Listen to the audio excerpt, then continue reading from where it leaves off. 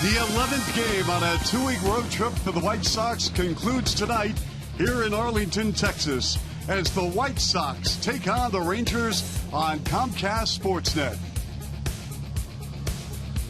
And good evening, ladies and gentlemen. Always a pleasure. Chuck Swirsky filling in for the Hawk. Ken Harrelson joined alongside former Cy Young Award winner Steve Stone. It's amazing, Steve, what happens to a lineup when you add a big, potent bat. The big boy is back, and last night he did everything to help his ball club win a game. So looking at Abreu in the middle of this lineup, it looks completely different. He had a titanic home run to straightaway center field. This was as far as you can probably hit him in this ballpark, and then with the drawn-in infield, a base hit drove in his third run of the game. And when you have to worry about Abreu, you have to game plan around him, and then it becomes a completely different look. He was 2 for 4 last night. He hit a home run. He drove in 3. And as you can see, missing 3 games with that finger problem, this lineup just wasn't the same. Javi Garcia and Alexi Ramirez aren't hitting the ball all that well. I look for him now to start breaking out of it with Abreu back in the lineup. Steve, as you know, Sox 5-5 on the road trip.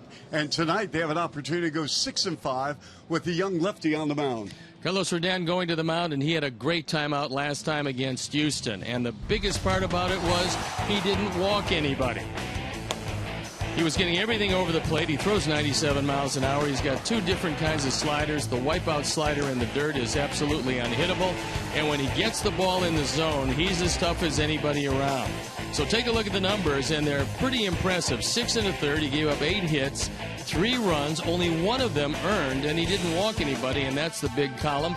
Obviously, the last couple of times out, he hasn't allowed much of anything. So hopefully here tonight, he'll be able to win a big ball game, and the Sox will come home 6-5 from what will be the toughest road trip of the year. If they can do that, it will be a terribly successful trip. No doubt about that. Intriguing storylines as well. Coming up next, first pitch, White Sox Rangers here on Comcast Sportsnet.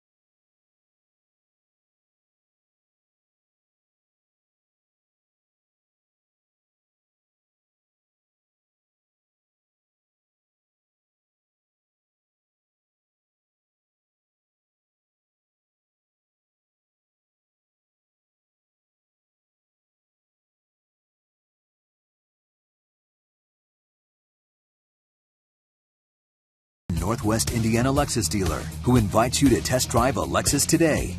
Blue Cross and Blue Shield of Illinois. Through it all. Audi. Truth in engineering. Xfinity. Your home for the most live sports. And by Toyota. See where Toyota takes you. Test drive one at your Toyota dealer. Toyota, let's go places.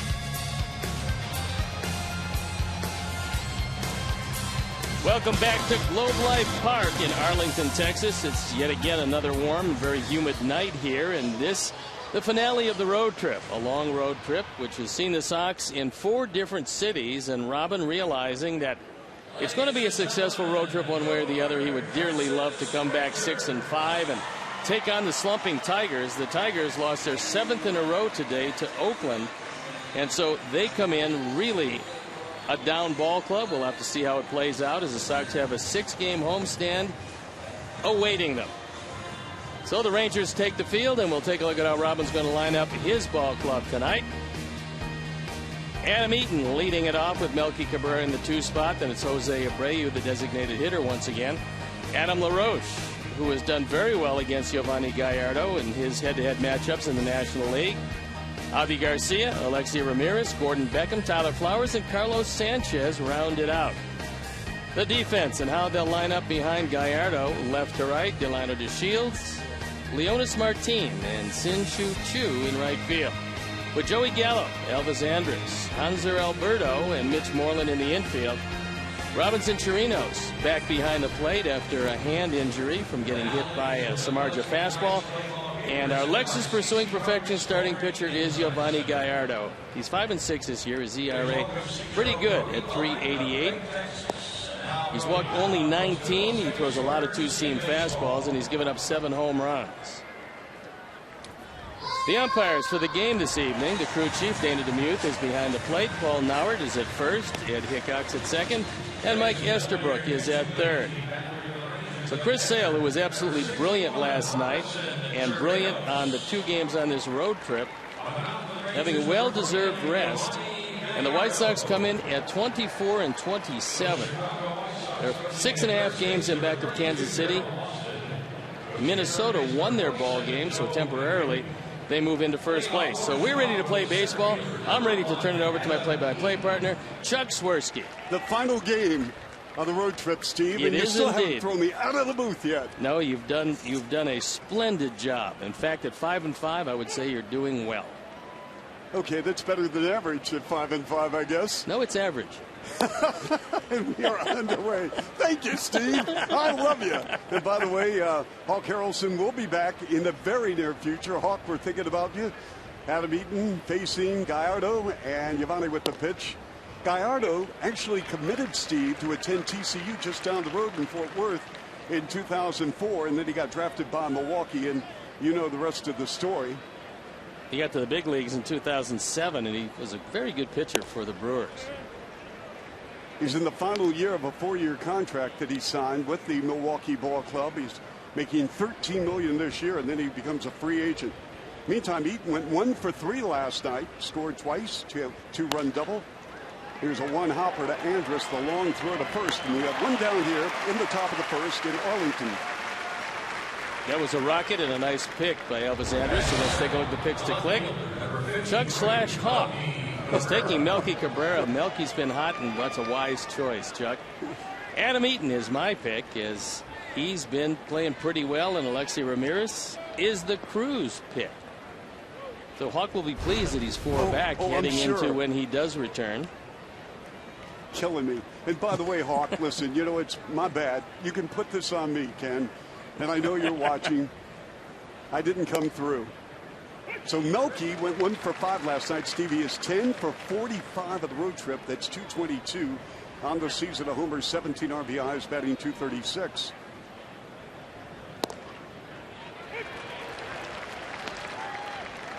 Garrett's got a very good curveball.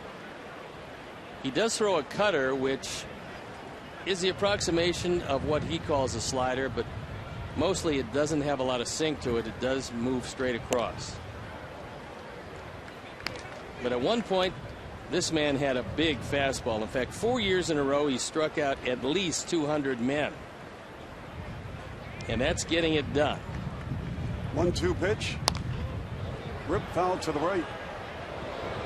And whatever happened a couple of years ago, he dropped down into the 140s as far as strikeouts is concerned. So instead of the 4-seam fastball, which he used to throw, He's now throwing a two-seamer, which gives him a little more movement as the velocity decreased somewhat.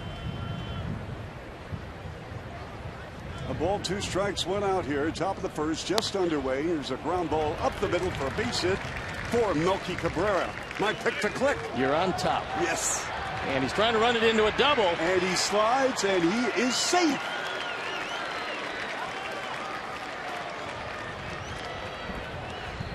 Leonys Martin has a great arm, but Melky took a look and realized that he was a little lethargic getting to that ball.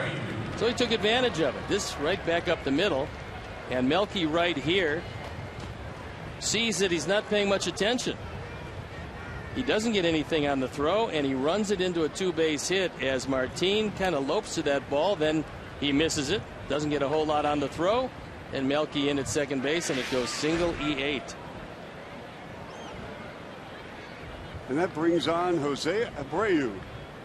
Abreu, 2 for 4 last night, clubbed his 9th homer of the season. Also singled, drove in 3 runs. He has 32 RBIs on the year with a man on second in Cabrera. And here's the pitch and a big swing and a miss. The Sox on this road trip, when they've broken on top, when they've scored first, they've won 5 of the 6 games. And as you can see, Abreu red hot with runners in scoring position. That's how he finds himself here, his first at bat.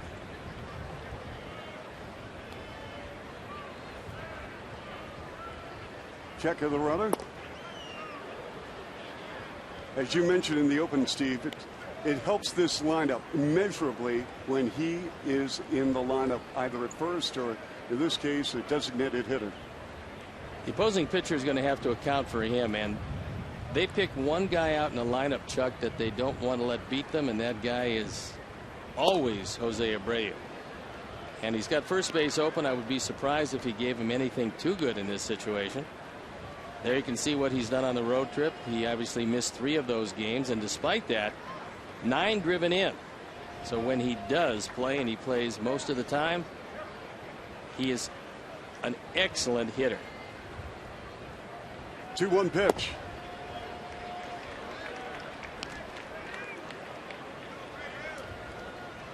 Three and 1 to count to Jose Abreu. Will be home tomorrow night for a weekend series, entertaining the Tigers, who lost their 7th straight. Got beat this afternoon at Comerica in Detroit. Oakland beat them. 3 balls and a strike. But he walked him. That was a pitch around. That's what we're talking about. When you have a chance, when this guy can possibly put you down in a baseball game, you pitch around him and take your chances. Even if Adam LaRoche gets a base hit here, Gallardo had made a decision. He wasn't going to give Abreu anything too good to hit. LaRoche is batting .353, 2 doubles, 2 homers, 6 RBIs over the past 9 games. Spoke to Adam prior to the ball game, and he said, you know what, I'm starting to get into a comfort zone. I like where we're headed. Very optimistic moving forward with this ball club. I think it has a lot to do with the fact that he's playing defensively each and every day with the finger problem of Abreu. Tell me more about that. Well, now he's going to have to get to the point, because he's never been a DH, he's going to have to get to the point where he understands how to keep himself ready when he does DH. And that's not an easy thing to do, especially if you've never done it. Gallardo is really struggling here with Cabrera at second, Abreu at first on a 2-0 count to Adam. Chuck talked about the last 9, as you can see. Pretty impressive. He's driven in 6, hit a couple of home runs, 5 extra base hits. The on-base percentage outstanding. He is one of the few guys on this club that will consistently take a walk. Adams swings, deep fly ball, right center field, near the track, and the catch by Chu. And the runners, at least in this case for Cabrera, goes to third, and Abreu stays at first. There's a good chance a couple of years ago that would have been a home run because of the jet stretch, but it's pretty much been eliminated. A concourse behind home plate was opened up, the windows removed, and it's thought now that the wind blows straight through instead of coming in and then blowing around and out toward right field. It's still going to go out, but it's not going to go out as readily. In the last 2 years, home runs have dropped anywhere between 40 and 90 a year for these Rangers, and a lot of it they feel has to do with a couple of different things: the wind not blowing quite as hard, and also the stadium renovation.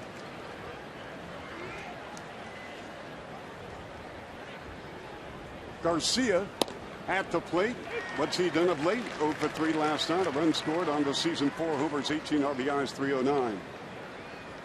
Are you a believer in climate change and what's going on? Do you think that has affected a little bit here? As soon as they changed it from global warming to climate change, yes, I do believe that the climates do change. I think they've always changed. I think since the beginning of our planet, yes, they have changed. So I'm not going to tell you that it's going to be warmer all the time in some areas. Well, I was looking to as far as just going deeper into the mindset that maybe things have changed here with the ballpark, other than the, construction, configuration, and whatnot. Here's the pitch. Swing and a miss. Well, if you take a look at the wind velocities on a daily basis, actually the last 2 years, but last year especially, the wind velocities were way down. Used to be over half the time the winds would be blowing with gusts over 30 miles an hour.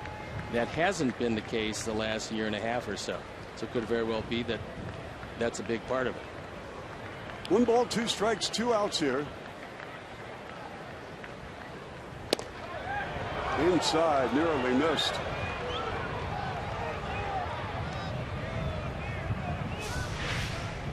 Chirinos wants a fastball in. Gallardo gets it in, but it's in off the plate as you look at our Menards pitch tracks. Now you have to pay attention to the curveball if you're standing at third base, as Melky Cabrera is. Many of them wind up in the dirt. And Gallardo wants a fastball away. He shook off the curve and slider. 2 balls, 2 strikes, 2 outs. Cabrera at third and Abreu at first. Rangers a game over 500. They had their 4-game win streak snapped last night by Chris Sale and company. 10-15 at home. Currently trailing Houston by 7 games. There's 6 teams in the American League under 500 at home. These Rangers, surprisingly, one of them, because they usually dominate in this ballpark. They've got a lot of left-handed power, and this is a left-handed power-hitting park. The pitch. And we're 3-2.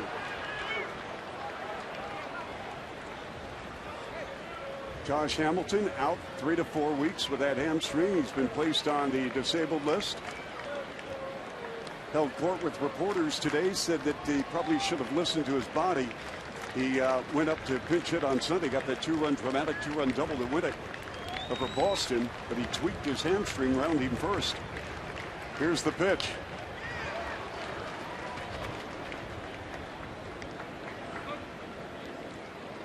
They got Hamilton for almost nothing. The Angels paying most of the freight on that contract that didn't work out particularly well for them. So they have some time. And as Jeff Bannister said, we had a lineup before Josh Hamilton got here. We still have a pretty good lineup, and we're going to just go, and whenever he comes back, he does. In the meantime, they got to win some baseball games. Check swing. And he walked him.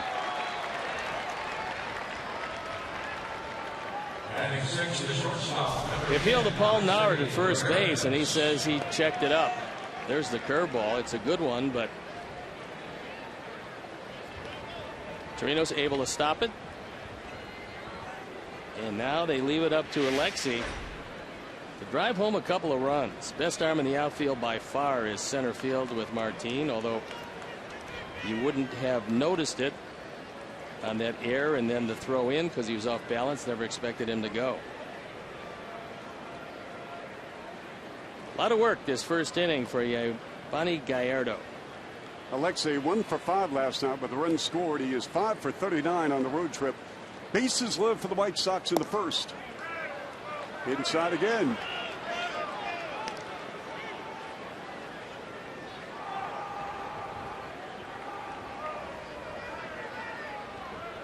Cabrera at third, Abreu at second, Garcia at first for Alexi Ramirez.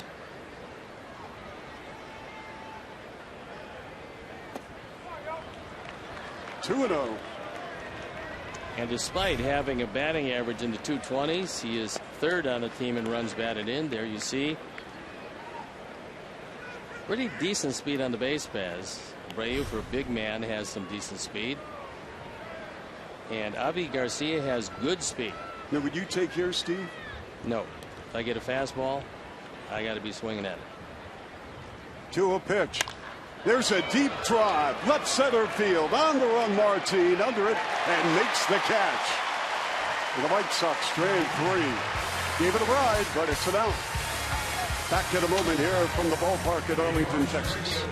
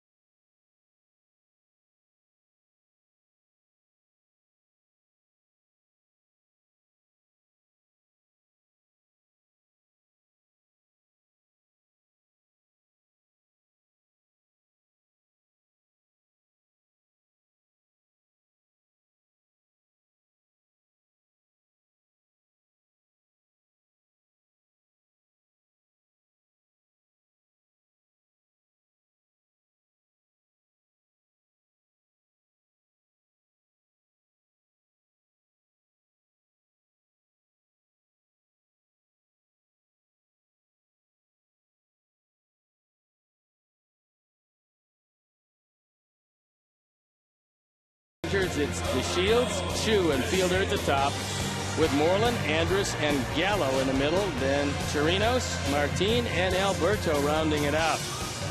The defense and how they'll line up behind Carlos Rodon. Cabrera, Eaton, and Garcia in the outfield, with Gordon Beckham, Alexi Ramirez, Carlos Sanchez, and Adam LaRoche in the infield. Tyler Flowers behind the plate, and our Lexus pursuing perfection starting pitcher is Carlos Rodon. On for his 5th start, his 8th game. He's 1-0 with an ERA below 3.5. 25 strikeouts and 19 walks, but last time out, he didn't walk anybody. A brilliant performance. He's looking for more of the same here. And he's got to keep this man off base if he wants to keep this team scoreless, because he can run. DeShields playing left field. We've seen him play left. We've seen him play center. He is the American League Rookie of the Month for the month of May. Hit close to 300.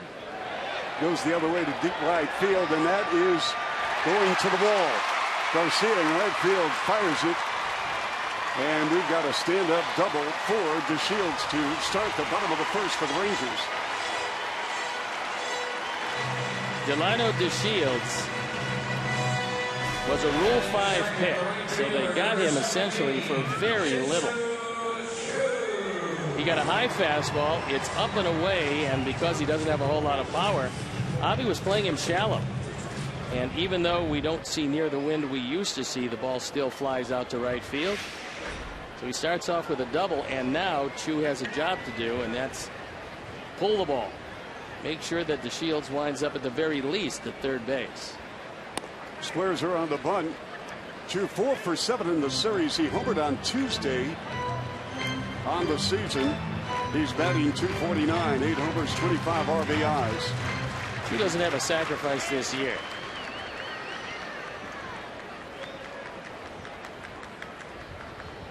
Rodon with a pitch.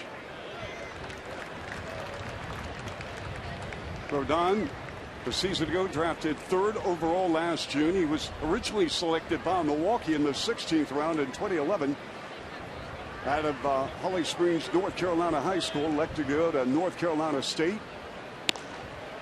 Took the Wolfpack to the 2013 World Series. And that draft is coming up. The 8th through the 10th of June. We'll be talking a little bit more about it as we move along. But it's a time for teams to certainly rebuild and strengthen their organizations.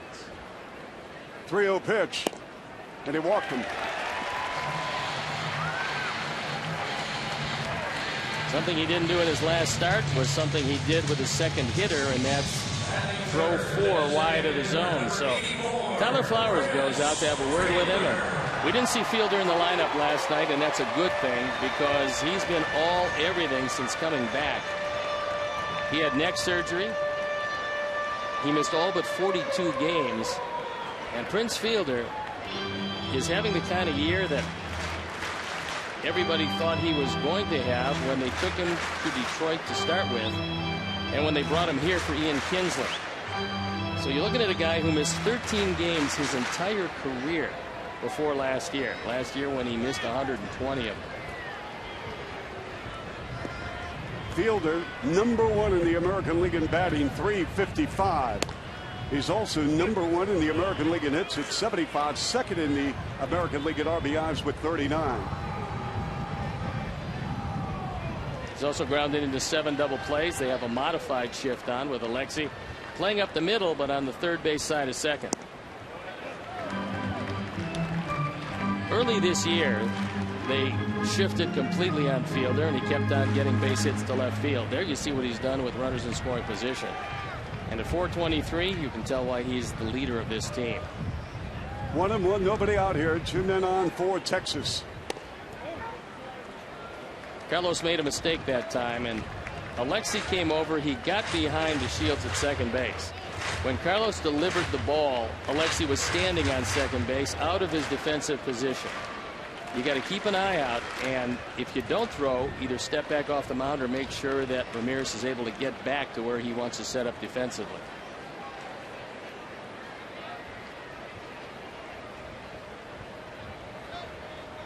Two-one pitch. Spoke to Prince prior to the ball game because he's really in now to Pilates, takes Pilates classes with his wife. He's into MMA, and he said, you know, it has helped my flexibility and my agility. So see, Steve, there is hope for me. If you get into MMA, it's going to help more than your flexibility and agility. 2-2 pitch to Fielder. Slapped on the ground, and it goes through Sanchez into center field. 1 run is in. And the Rangers have runners at first and third, and an RBI base hit off the bat of Prince Fielder for Fielder, his 76th hit and his 40th RBI. This one just missed being 2. With Carlos making a dive for it, comes up short. We told you about how fast this infield was. And they used to compensate for it and help their pitchers by growing the grass a little bit higher. After talking with Gordon Beckham about it, they have cut the grass down. The infield dirt has always been fast, and that one absolutely scooted through. So Chu now has arrived at third. Fielder is at first for Mitch Moreland. We have nobody out here in the bottom of the first in Arlington in the series finale. Nice stop by Tyler Flowers. Chu's got pretty good speed at third base, and if the ball gets away from Tyler, he's not going to have a great deal of difficulty scoring. He used to be one of those guys you had to worry about stealing bases, but those days are probably by him. Moreland 2 for 7 in the series, batting .289 on the season. Rodon with a pitch.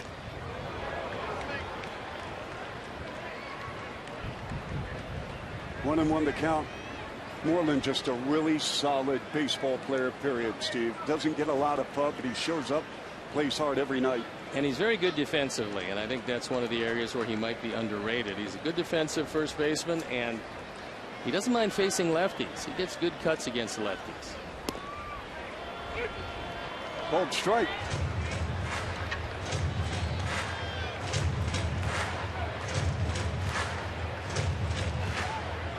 First and third for Texas. A ball and 2 strikes to Moreland. Andrus on deck. The pitch. Good solid slider, and he mystified Mitch Moreland that time.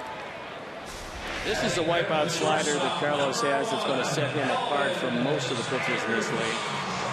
Pretty close to unhittable when he gets ahead and keeps it down. So Moreland, the first out of the inning and a strikeout victim.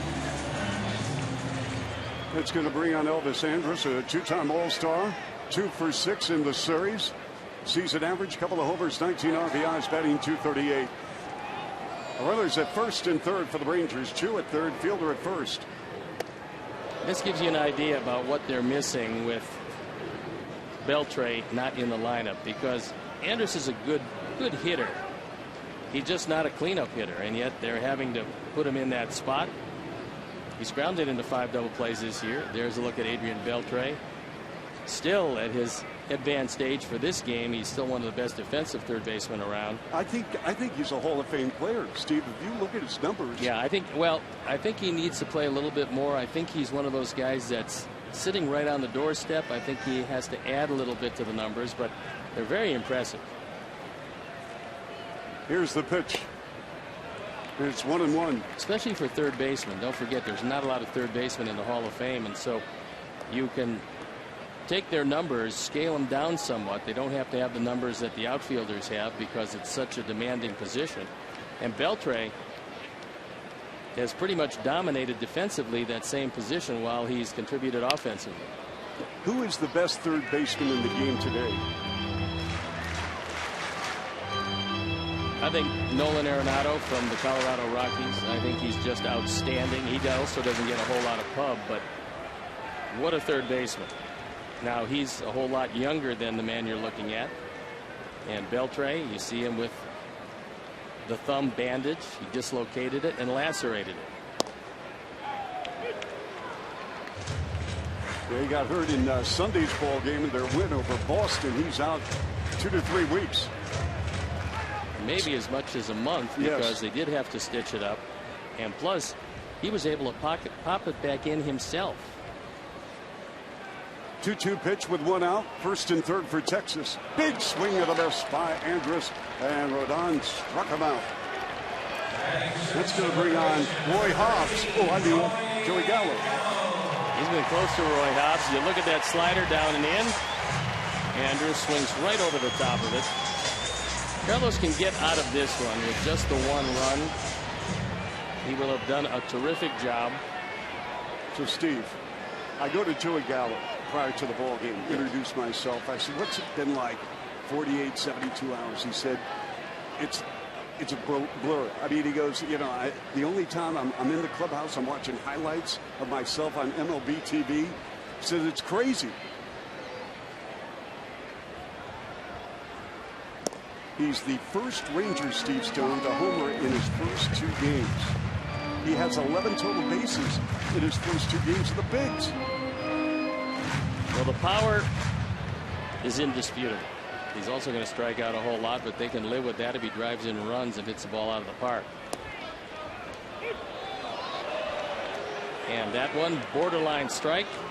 Dana Demuth called it. Good break for Carlos. Gallo played third 2 nights ago, was a DH last night, back at third. Here's the pitch. And foul. Steve, you mentioned this the other night, and I thought it was a great piece of information. He didn't get 1 chance at third base defensively. No. His first night, he didn't get a play, which is somewhat unusual. In a situation here with that good hard slider, if he keeps it away, he will strike him out. Tyler's going to have to block it. Swing at this. Right on cue there, Steve. See, that's why you're a Cy Young Award winner, sitting right next to me. All right, we go to the top of the second with the Rangers holding a 1-0 lead.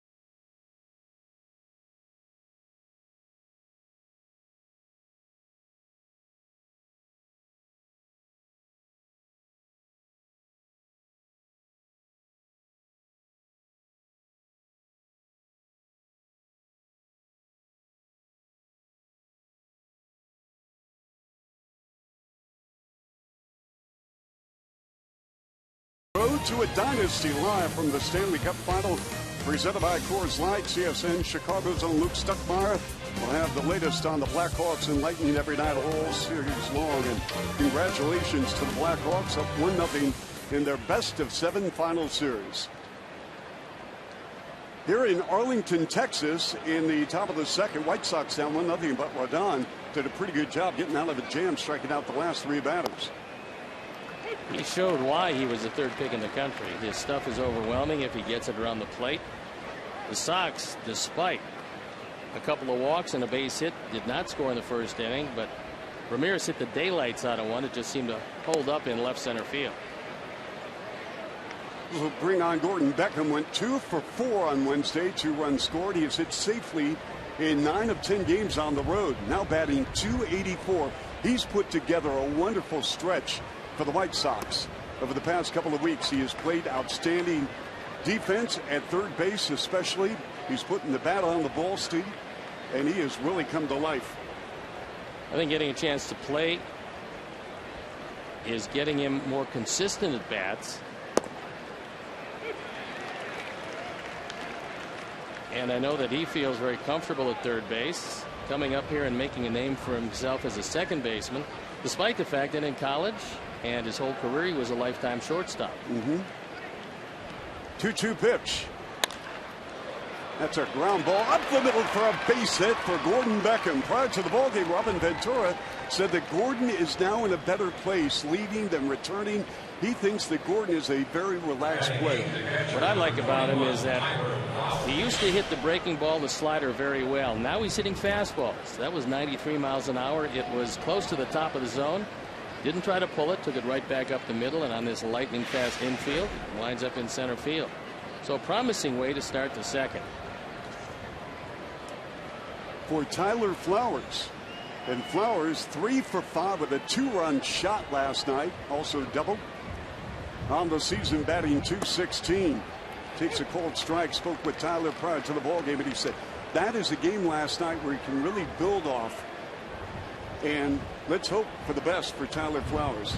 If you hit it out where he hit it out in this park, where the ball usually holds up, it's over the 390 sign in left center field. He took it over the scoreboard. It was a blast. He hit the ball hard last night. Beckham on at first. Flowers goes the other way. Chu with the grab. And Flowers retired. You're talking about a very durable pitcher in Yovani Gallardo. That's one of the reasons why Texas wanted him, because last year their starting rotation just absolutely fell apart. This year they had pretty much the same problem with a lot of injuries. But he's one of the guys with 30 or more starts in each season from 2009 through last year. Mark Burley, of course, on that list. John Lester, Max Scherzer, James Shields, Justin Verlander. That will come to an end this year. A.J. Burnett. You take the ball 30 times or more, you're getting it done for your team. Beckham on at first for Carlos Sanchez. I want to ask you about that, Steve, in a moment. Sanchez 1 for 5 on Wednesday, scored a run. No homers, 5 RBIs, batting .177. This American League West is up for grabs. It's our first look at Texas.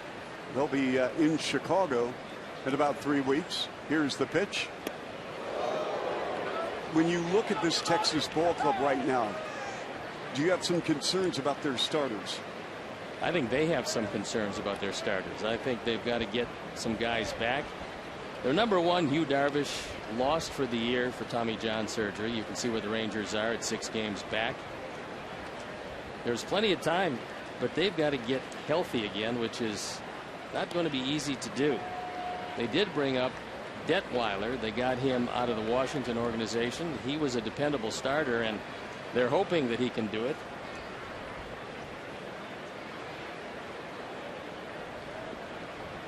A ball is striking and out. Beckham at first, the runner for the White Sox here, trailing 1-0. I mean, there's no such thing as a perfect roster. I get that, but the American League West, you know, let's see. I wonder how many wins it'll take for a team to win this division. Well, Houston right now is 34-21. They lost today, interrupting their streak of 3 in a row. Sanchez pops it up. Flipping the mask. Chirinos under it and makes the catch. When you take a look at any team and you evaluate what they have in the rotation, which, by the way, helps your bullpen because you're going to use more innings in the starting role. Very few teams have used more innings out of the bullpen than Texas. But you take a look at Tepesh, he's hurt. Perez is hurt. Holland is hurt. Harrison is hurt. Detweiler just activated, and Darvish lost for the year. That's a lot of starting talent not able to be used. A lot of it. With Adam Eaton, who grounded to short in the first. Beckham remains at first. We have 2 out here in the top of the second after the Rangers scored a run in the bottom of the first. Hope to see at the ballpark tomorrow, all weekend long. White Sox and Tigers. And then, as Steve mentioned, the Houston Astros, one of the great feel-good stories in Major League Baseball with a wealth of young talent. They'll be coming into Chicago for 3 games starting Monday. Locked in front. Now we've got Beckham going to second. Dives head first, and he's safe. Good heads-up play by Gordon Beckham, because as soon as that ball was in the dirt, if you delay it all, you can't go. It goes as a wild pitch. It's a curveball that Chirinos blocked nicely. Did the best he could do. It bounced out in front of him. Gordon takes off. Nice pick by Andrus, but he can't get it there in time as Gordon hooks the bag. And now he's in scoring position. On a 1-1 count to Adam Eaton. Eaton with a couple of homers during this road swing.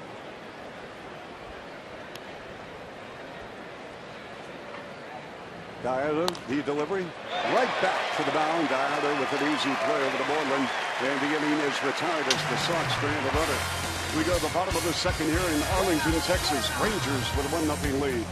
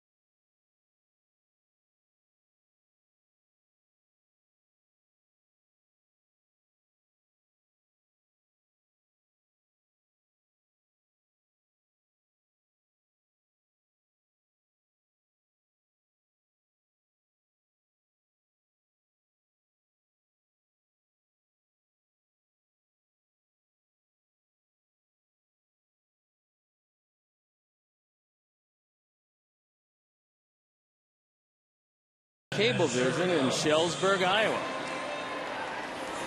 Going to bring on the bottom of the order for the Rangers. Chirinos along with Martin and Alberto.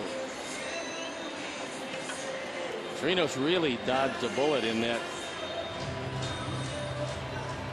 He took a high fastball right off the wrist, and no problems there. And then later in the ball game, and not too much later, he took a foul ball off the same hand, his throwing hand. Jeff Samardzija hit him with a good fastball, and he didn't break it. 1-0 Texas here.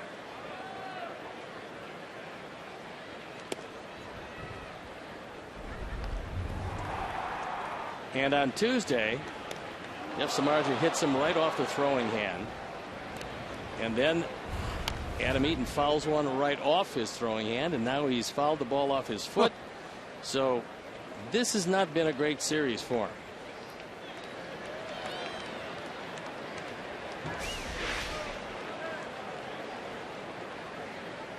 Right off the instep, and Fortunately, speed is not a part of his game. Although at one point early in his career he could run. He swiped as many as 19 bases in a season. But catching will shorten up those hamstrings. 1-1, nobody out here. Bottom of the second. Steve, we talked about last night what Chris Archer is doing for Tampa. He was in the Garza deal with the Cubs and the Braves, also in that trade. The man at the plate batting against Rodon, Chirinos, he was in that trade. He was property originally of the Chicago Cubs.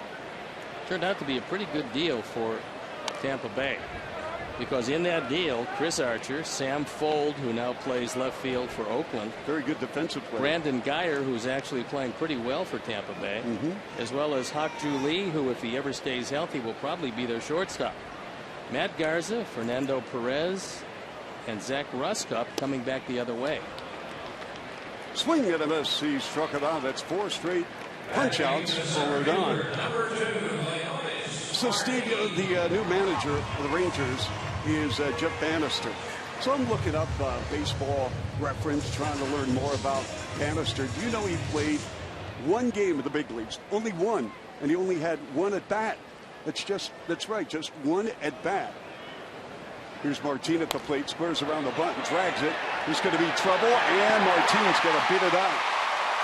And then Martin decides to hold up at first.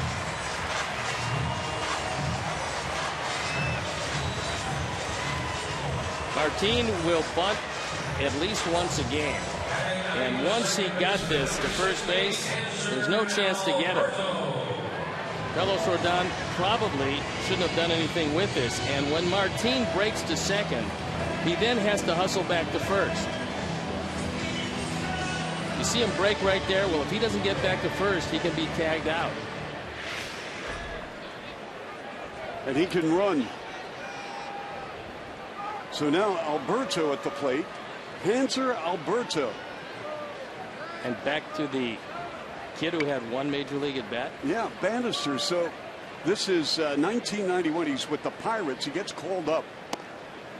And he gets an opportunity to pinch hit against Dan Petrie, who was playing for the Atlanta Braves. He gets a base hit, and that was it. He gets sent down right after the ball game, and then he blew out his elbow in the minors and never resurfaced in the big leagues. So, but however, he is the kid who batted 1,000. 1,000. Yes. There you go. And he was the bench coach for Clint Hurdle in the Pirate dugout. 1 for 1, and that was it. And I said, "Where's that ball right now?" He says, "Chuck, I gave it to my son. He's got that baseball." Little looper, and that is going to drop in for a base hit. Martin on his way to third. That's really well read by Leonys Martin. In order to do what he did, you have to know where the fielders are. And if you take a look around, base runners have to know where the outfielders are playing. He realized there was no chance at all for Eaton to get to that. So he takes off and then never stops. He's got tremendous speed. You see Martin look and then accelerate. He's got big speed, makes it easily into third, and that brings on Don Cooper. He wants to talk with his young left-hander what he wants to do with DeShields. Now, one of the things you got to worry about with DeShields, who did double last inning, DeShields can bunt. And along with Martin, they're going to bunt at least once a game.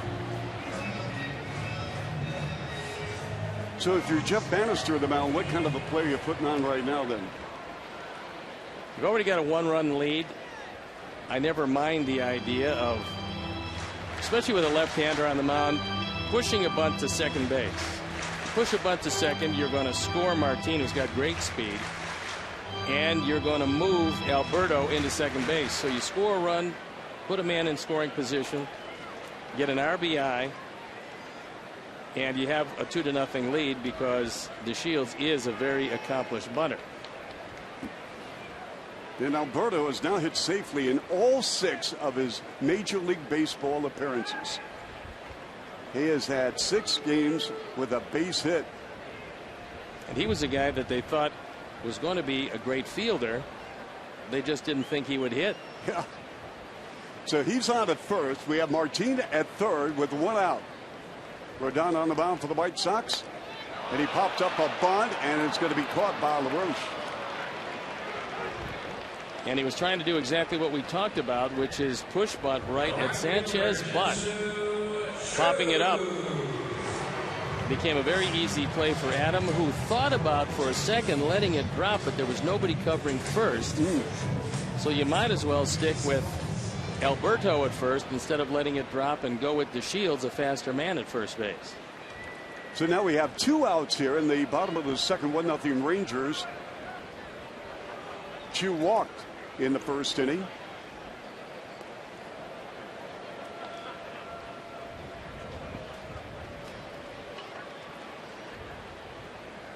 Rangers off to Kansas City and Oakland after the ball game tonight.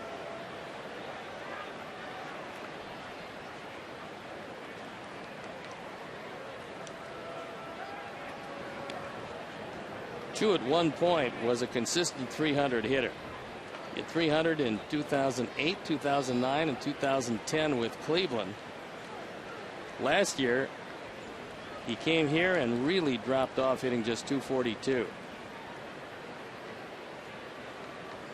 No balls, no strikes, 2 outs, runners at first and third for the Rangers. But overall, Steve, the volume of work for Chu, would you say he's had a very good career? I'd say he's had a pretty decent career if you look at those numbers. And I'd say that the contract that Texas decided to give him was otherworldly. So for the Chu family, they're very comfortable. Yes. Runner going. And sliding into second is Alberto. No throw on the part of Tyler Flowers. So now the Rangers with 2 men in scoring position. Martin at third, Alberto at second. Well, Bannister decided that he was going to try to steal a run if, in fact, Tyler was going to make the throw. You might consider making that throw to second if you don't have Martin at third base, because he is just awfully fast. 1-1, 2 out, 2 on for Texas. 2-1. Chu doesn't mind getting hit, because a couple of years ago he got hit 26 times. That was with Cincinnati in 2013. He's been hit 5 times this season. Fielder's been hit 6 times. Abreu's been hit 6 times. If you get a lot of pitchers wanting to throw him inside, tie him up, get in under their hands, you're going to get hit.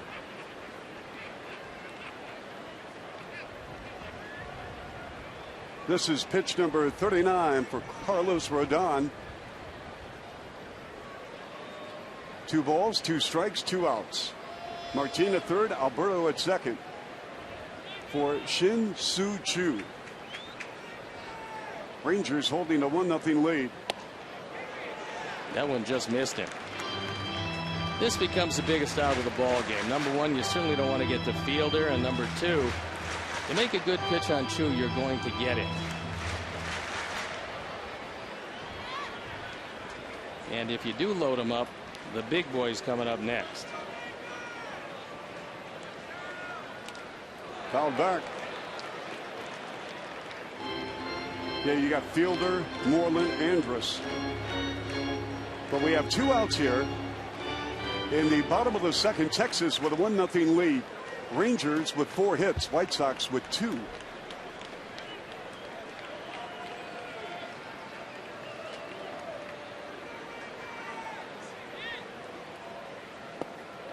They walked him for the second time of the ball game.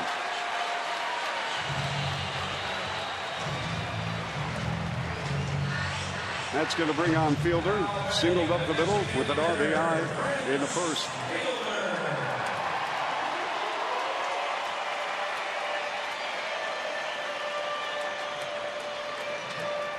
Brewer with the bases loaded. Pretty impressive for most folks. Probably not quite as impressive for him, especially with what he's doing this year. There's a ground ball. Nice play by Sanchez. A spin and a toss and an out. Well, Robin Ventura praising Sanchez prior to the ball game, says he plays great defense, demonstrating why right there. We go to the top of the third, 1-0 Texas.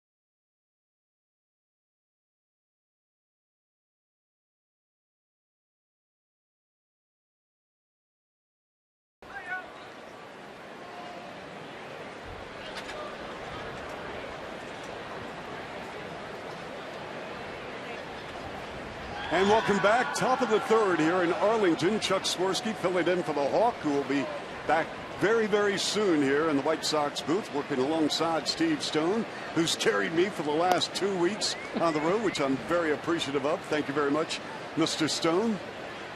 Melky at the plate. Cabrera singled and then went to second on an error by the center fielder Martin.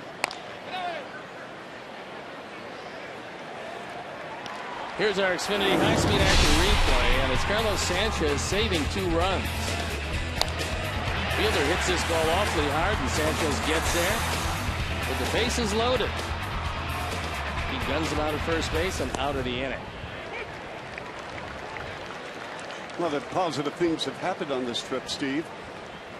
And certainly Chris Sale, he was dominant last night, dominant against Baltimore. He had Danks go the distance against Houston. Called strike. Cabrera goes down. That was a big outing for Johnny Danks. He threw a 10-hit shutout. Threw a complete game for the first time since 2011. Carlos Rodin was followed into the runway by Herm Schneider. He's looking at the middle finger of his throwing hand, and occasionally pitchers will get a blister under that nail, especially guys that throw curves and sliders. You're getting so much spin on it that it starts to form a little blood blister if you don't really trim the nail down, and occasionally you don't want to trim it down too close before you get the blister. So it's a double-edged sword. If you don't trim it, you'll get the blister, and if you do, it just gives you some problems. So I don't know if that's the case, but he's looking at it. He showed it to Herm Schneider, and we'll see how it plays out. That could certainly affect him as we move along here, especially if it interferes with him throwing that hard slider. Well, that raises my next question. See what happens here. 1-1 pitch. So you've been in that situation. I'm sure you've dealt with blister. So in the back of your mind, you're saying, you know, I just can't go back to this pitch that I want to. How does it affect your game plan, your mindset, strategy? You have 2 choices. One is you've got to throw that. They put on new skin a lot of times to cover it up. And those of you who have bowled in your life or something along those lines, as you see, what he's doing is he's filing down the nail, which is going to stop it from pinching and hopefully eliminate the pressure on that area. If the blister hasn't formed yet, could very well be he's just feeling a little sensitivity, and hopefully that's the case. Abreu with a fly ball to right near the line. Chu is over there and makes the grab. Enjoy the benefits of being a White Sox season ticket holder by purchasing a prorated 58-game full or a 19 or 20-game split season ticket plan. Great locations are available, and packages begin during the week of June 5th. To purchase, visit whitesox.com or call 312-674-1000. So tell me more, Steve. So you're going to go to the mound and you're going to say, okay, you're going to meet with Tyler Flowers, the catcher. Maybe you're doing it right now in the dugout, talking about, okay, here's what is happening. Now, if you're a two-pitch pitcher, and basically Carlos is at this point, he's got two different types of sliders. You can't really not throw the slider. So you make a decision, and that is either you can go and throw the slider, or you tell Robin that I can't make it and go to the bullpen. Because going out there without his slider is tantamount to just saying, well, Rangers, bombs away. Yeah, that's not good. LaRoche fly to right center in his first at bat. Healthy swing and a miss by Adam.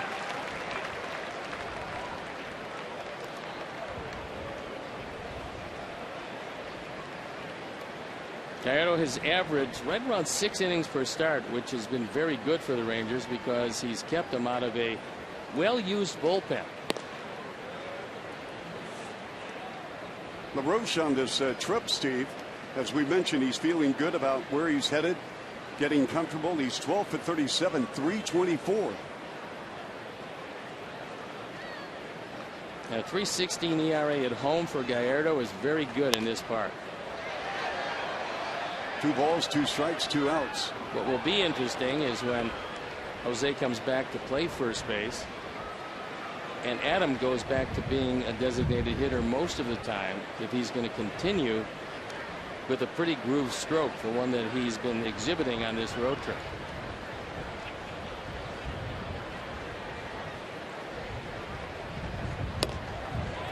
All right, so let me go to a place then. How does this affect the hitter? You take him off first, you put him as a DH. People are saying, well, you know what? He's got a bat in his hand. Shouldn't matter, but it does matter. It's what you do actually between the times that you're hitting. If you're on the field, you're concentrating on that and doing a whole lot of things to stay loose. If you're not, if you're a designated hitter, sometimes you go in the batting cage, you take some extra swings. Sometimes you're looking at tape of maybe your last at bat, or perhaps the pitcher and what he's doing to a hitter similar to you in the lineup. But you got to find that happy medium on what to do between your at bats if you're a designated hitter. It's not a natural transition to somebody who's never done it. Swing and a miss by Adam, and he struck him out. Gallardo with a couple of Ks here in the third. We're at the bottom of the third at the moment. 1-0 Texas.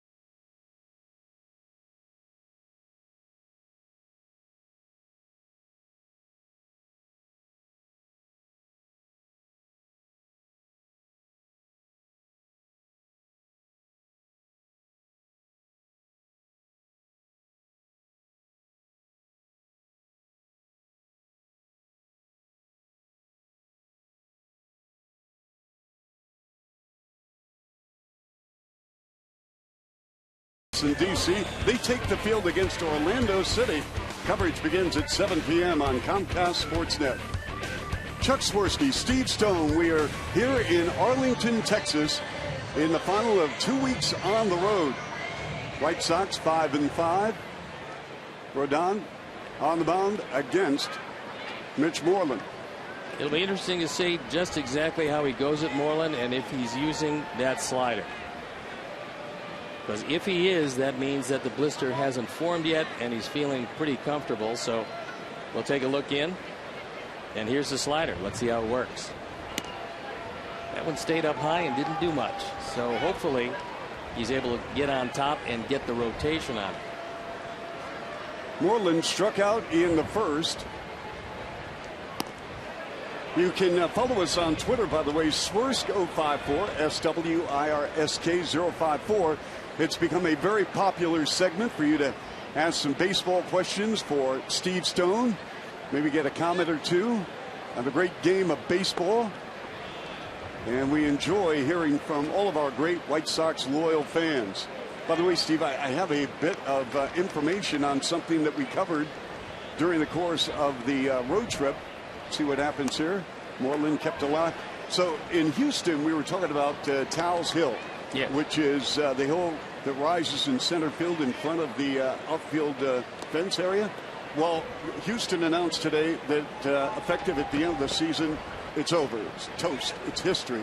Done. They're going to have a fan-friendly experience beyond the new center field fence. I think there's a lot of center fielders that are very happy about that. And Tyler Flowers thought that was strike three. Sure did. It might have nipped the bottom of the zone. He didn't get the call by Dana DeMuth. Tyler thought that it was good enough. Our Menard's pitch tracks will show you that it's borderline. It had a little piece of the bottom part of the zone. 3-2 pitch. He goes to left field. Back it up is Melky on the track. Makes the catch.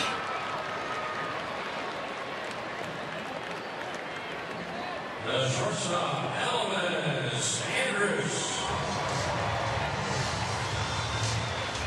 There you see the variety of pitches. The four-seam fastball is upwards of 96. The slider is anywhere from 83 to 88. The two-seam fastball 90 to 94.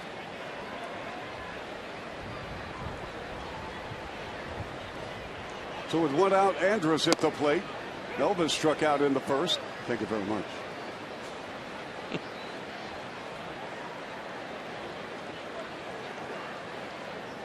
Rodon, chop foul. Elvis came over in a big deal with Atlanta.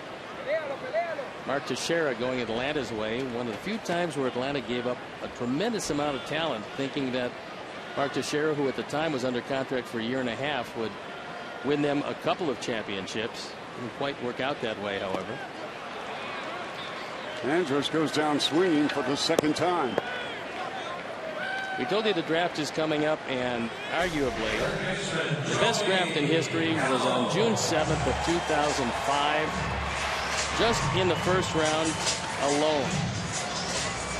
Alex Gordon, who you know starts for Kansas City, Ryan Zimmerman with the Nationals, Ryan Braun with Milwaukee, Troy Tulowitzki with Colorado, Mike Pelfrey, who was the #1 pick of the Mets, Cameron Maybin, promising center fielder at the time, Andrew McCutchen, Jay Bruce, Jacoby Ellsbury, Colby Rasmus, Matt Garza, Jed Lowry, and Clay Buchholz, all picked in the first round of 2005. Wow.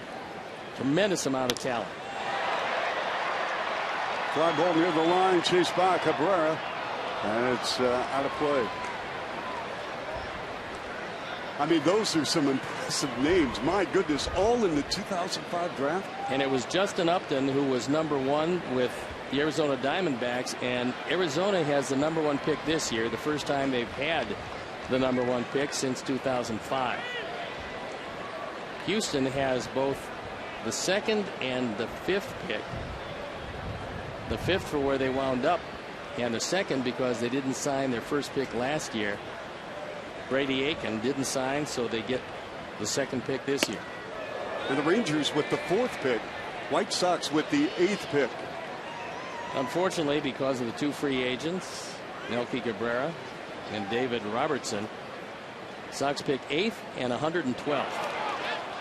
Gallo swings and misses. Flowers picks it up, tosses to first. That'll retire the side. We've got White Sox baseball coming your way. Top of the 4th here in Arlington, 1-0 Texas.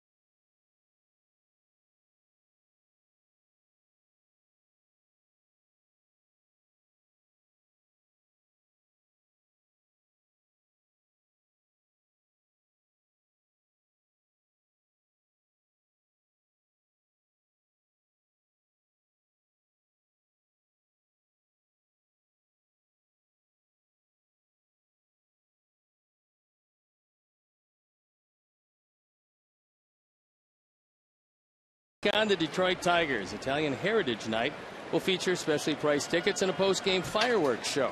Visit whitesox.com/Italy. That's always a great night at the ballpark, and Beggar's Pizza, as you know, they lay it on thick. Yeah, looking forward to some Beggar's Pizza tomorrow at the ballpark. Can't wait to get back to Chicago. 2 weeks on the road. Garcia batting .309. So, Steve, as you know, I love Twitter. I love engaging with the fans. They have thoroughly enjoyed the last 2 weeks hearing from you about a lot of different subject matter in Major League Baseball. Anthony Kozinski says, does Steve think the Sox are going to get the long ball going with the weather coming around? I would certainly hope so, Anthony, because that's something missing from the offense. This is a team that usually depends on hitting the ball out of the ballpark. This year it's been a most unusual year in that respect. You know, Abreu is going to hit his home runs, but you would expect Adam LaRoche to hit a few more. The man you're looking at, Avi Garcia, has only got 4. He's going to hit some more, but he's really just learning how to hit. I think somewhat surprising that Alexei Ramirez has not hit the ball out of the ballpark. You already have Adam Eaton hitting his career high with 3. So we're not going to depend all that much on him hitting the ball out of the ballpark, but that's one aspect of the offense that has to pick up. 2-1 pitch. Ground ball to third. Gallo with the spin, high and safe. Well, we talked about Gallo, who was not challenged. That's the first play that he's had, and probably going to go as a base hit. Wow, they give him an error on this. This is not an easy play. Moving to his left, he spins around, throws it up in the air, and it's E5. So the first play he has in the major leagues, he's charged with an error. They might want to revisit that, but right now it stands as E5. They'll bring on Alexei Ramirez. Ramirez flied to center in the first. White Sox with a man on, 1-0 Texas here in the 4th. Well, the big problems this year, Chuck, is that Sox have been outscored in the first inning, 46-14. That's the most runs given up in the major leagues in the first inning, those 46, and the fewest runs scored by any team in the first inning, the 14 by the Sox. First inning has not been fun.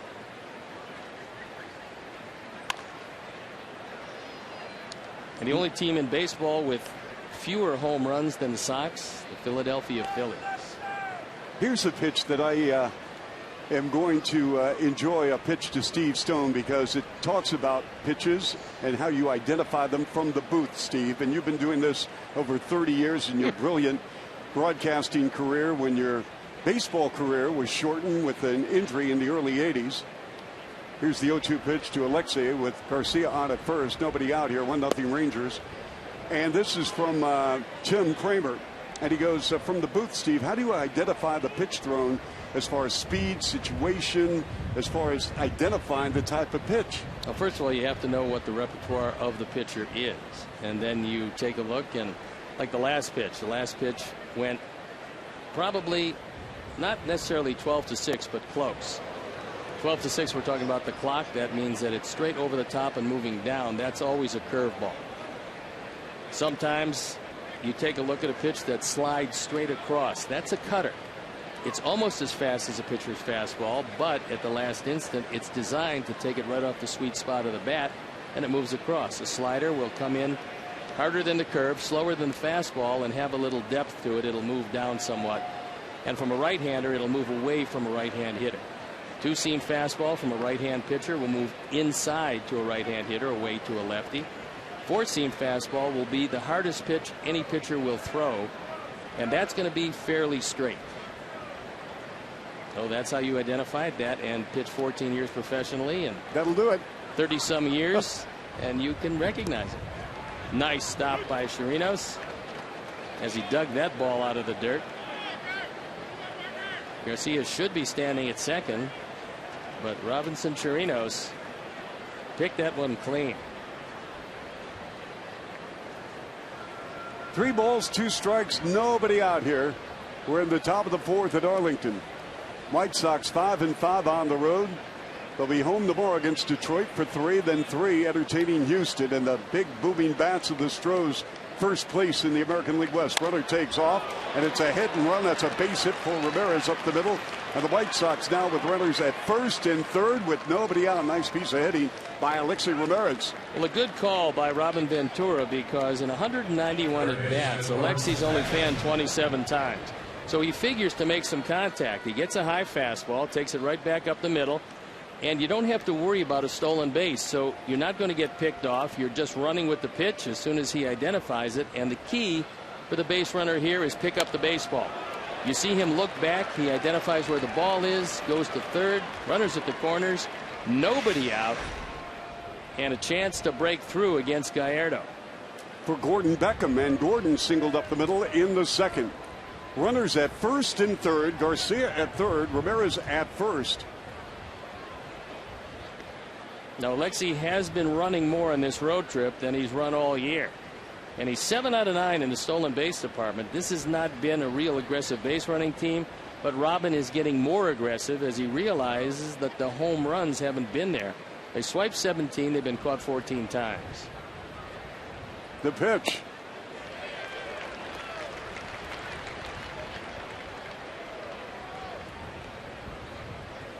Runners in scoring position. Gordon has been very good this year, as you can see. Robin Ventura, prior to the ballgame, told reporters Gordon is in a better place. Has come back a more relaxed player, not trying to live up to the hype of being a high draft pick.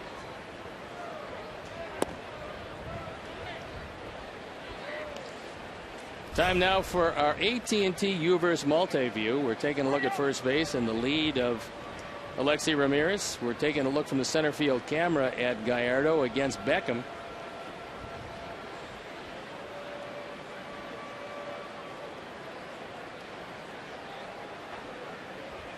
One pitch from Gallardo, and a toss over the first. Alexei not getting much of a lead. Probably not a running situation at this point.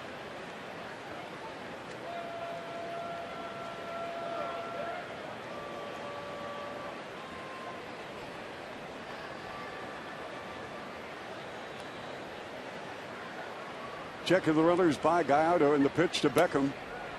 Pulled strike. That one barely on the outside corner, and Gallardo got the benefit of that call from Dana DeMuth.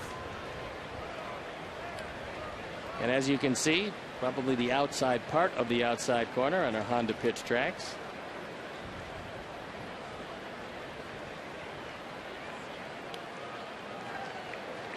White Sox trying to tie this up, trailing 1-0. Check swing. The appeal to Paul Nauert, and he says no, he did not. Do you agree with what Robin was saying about Gordon at a better place this time around? Absolutely. I thought he was much more relaxed coming in, knowing that the expectations that he once had aren't there. All he had to do now was establish the fact that he could be a good swing man, and he's not only been good, he's been outstanding in that role.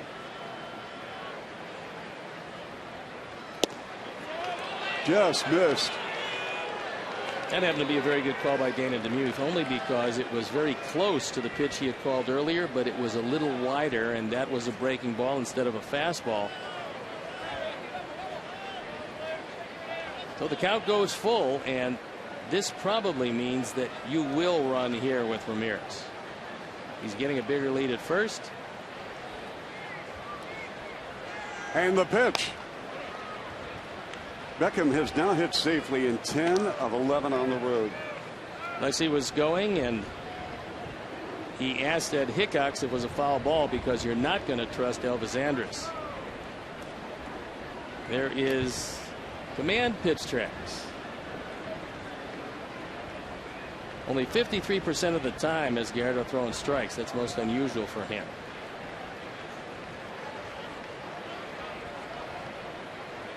Three balls, 2 strikes, nobody out. Garcia at third, Rivera's at first. Here's the pitch to Gordon. Another foul ball. A lot of fans getting souvenirs here, courtesy of Gordon Beckham. And Gordon looked back, and he's talking to Dana DeMuth. What he's asking him is, was that a strike?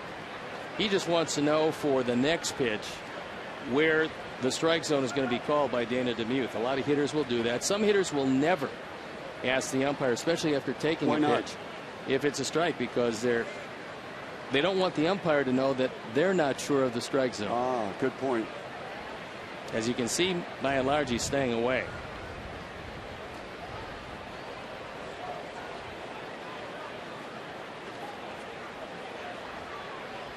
So much information is available, Steve, as you see the graphic at home, folks, with pitch counts, pitch tracks, whatever the case may be. And as you can see where he's working him. Here's the pitch. Beckham flies to center field. Martin camped under it, makes the catch. Here's a play, and standing up and scoring a tie ball game is Garcia. RBI number 14 for Gordon Beckham, who got a pitch up in the zone. You just as soon not hit a ground ball in that situation. So it's a sacrifice fly. Martin has a big arm. We've talked about that.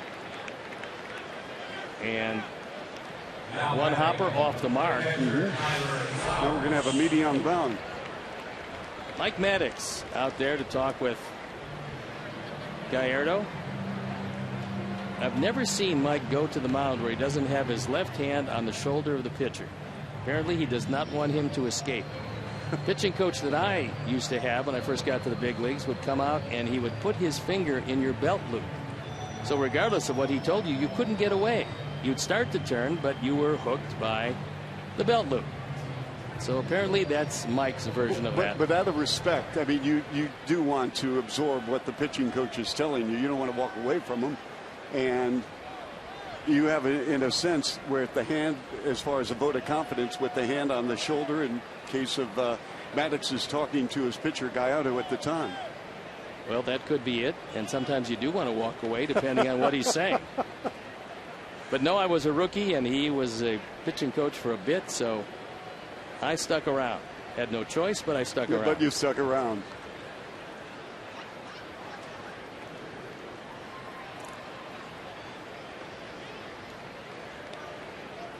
Flowers fly to right in the second.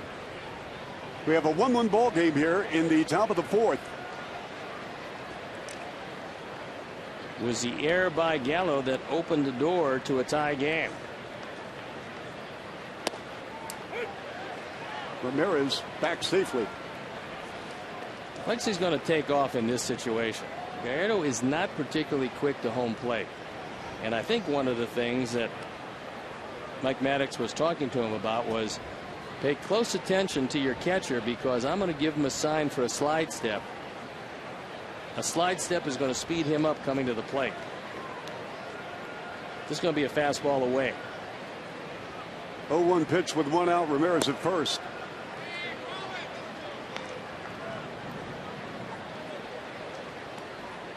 There's a whole lot of pitches so far. Pitch number 80 forthcoming. And we have only 1 out here, Steve, in the 4th.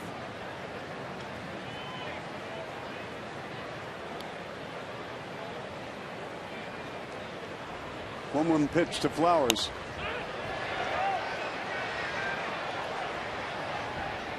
Flowers fly to right in the second. White Sox with 3 hits. Texas with 4. 2 teams have combined to strand 9 runners. Got some more tweets coming up for Steve Stone. Let's find out what happens here with Flowers before we toss a few to Steve here on Twitter. Swersko54.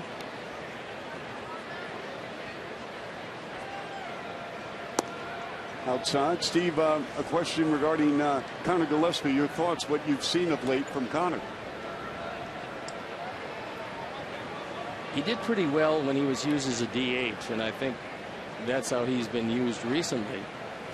Connor Gillespie, when used the right way, can be very valuable for the ball club. He's a great fastball hitter. Obviously, Gordon Beckham a little more skilled defensively at third base. 2-2 pitch. That is shattered. Ground ball to second, but flip. And Ramirez is retired on a force. That bat went flying.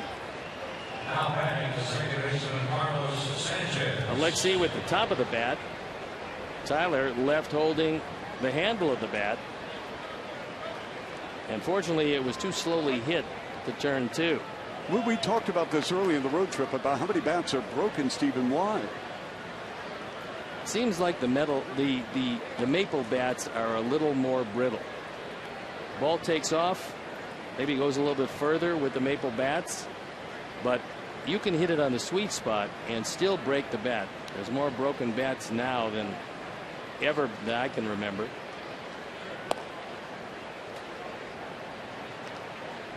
And I do know they're not particularly cheap.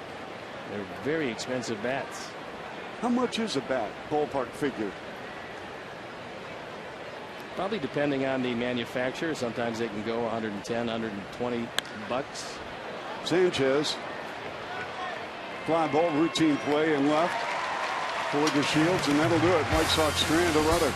Good stuff, Steve. We'll take some more tweets coming up in a moment.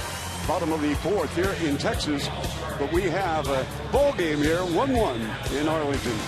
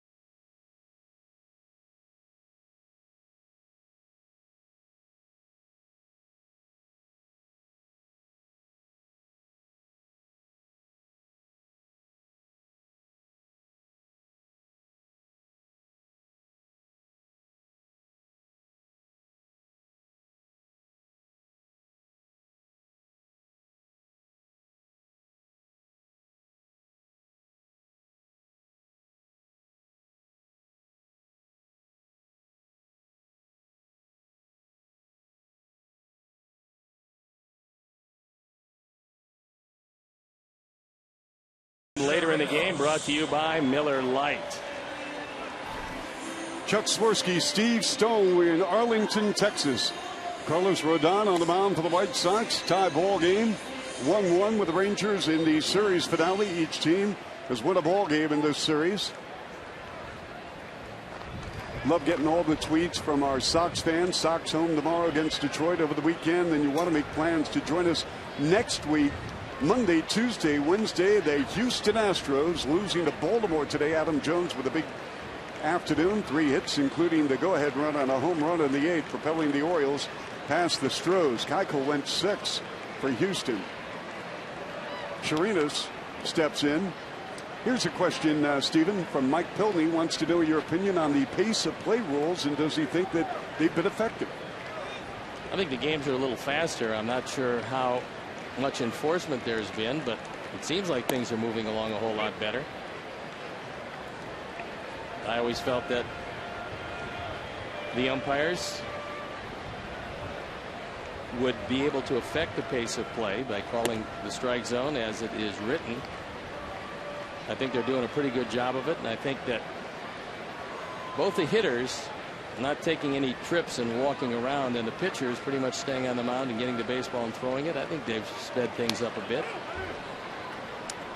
Quick follow-up question: what you were talking about with LaRoche and Abreu regarding first base, DH. A lot of questions regarding the subject matter. Would you leave it the way they are with the DH, with Abreu and LaRoche plays first, or what would you do there? I'll tell you what Robin is going to do. As soon as that finger is 100%, he's going to most likely put Abreu at first base. Most of the time, not all of the time. They're going to switch off still, but Abreu will probably get the lion's share of the play. 3-2 pitch. Swung on. It's belted down the left field line, and that is just foul. Chirinos has big power, as you saw there. Fortunately, he got out in front of it and hooked it around the pole. Rather, in front of the pole. Because it went around the pole, it would be a home run. You see it right there, and it's to the left of the pole, which is a good thing. That ball is hit a long way down the line. And a young man has a souvenir. Yep. Probably never thinking that he would get one up there. But get it he did. 3-2. Swing at the miss. He struck him out for the second time. So let's see here. Carlos is 1, 2, 3, 4, 5, 6, 7. Good slider down, and that ball was not in the dirt. Stuck in the glove anyway. To Stephen basketball, if the ball goes into the crowd, you have to give it back. Unfortunately, yes. That's the sad part of the game. With 1 out, bottom of the 4th. Bringing on Leonis Martin with a drag bunt base hit in the 2nd.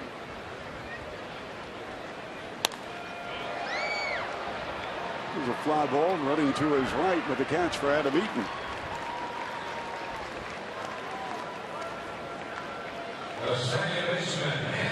You ever get any souvenirs? You know what? I actually, there were a couple of times where the ball bounces right in front of us, and, player will dive right into our lap, and Bill Whittington does not save me. I've been trucked by a couple of basketball players. I mean, Steve, they're like 6'8", 6'9", 255, 270. Here I am, 5'9", barely 150. 5'9". Well, it's a Wow, stretch. I saw Dave Ross eating a piece of pizza off your head before the game today. 5'9" would be stretching it a touch. Okay, maybe. I told you I'm the Jose Altuve of the broadcast booth. I'm a little guy. Alberto singled to center in the 2nd. I wouldn't think it would be a whole lot of fun to see a gigantic basketball player flying over the scorer's table at you. My life comes in front of me when that happens. How'd he die? Well, happened in the 2nd quarter, and I rolled him, and that was it. Okay. Next. Major League fly ball. Once again, Eaton makes the grab, and so Carlos Rodon 1-2-3 here in the fourth. Nice job by Carlos. We go to the fifth. 1-1 ball game here in Texas.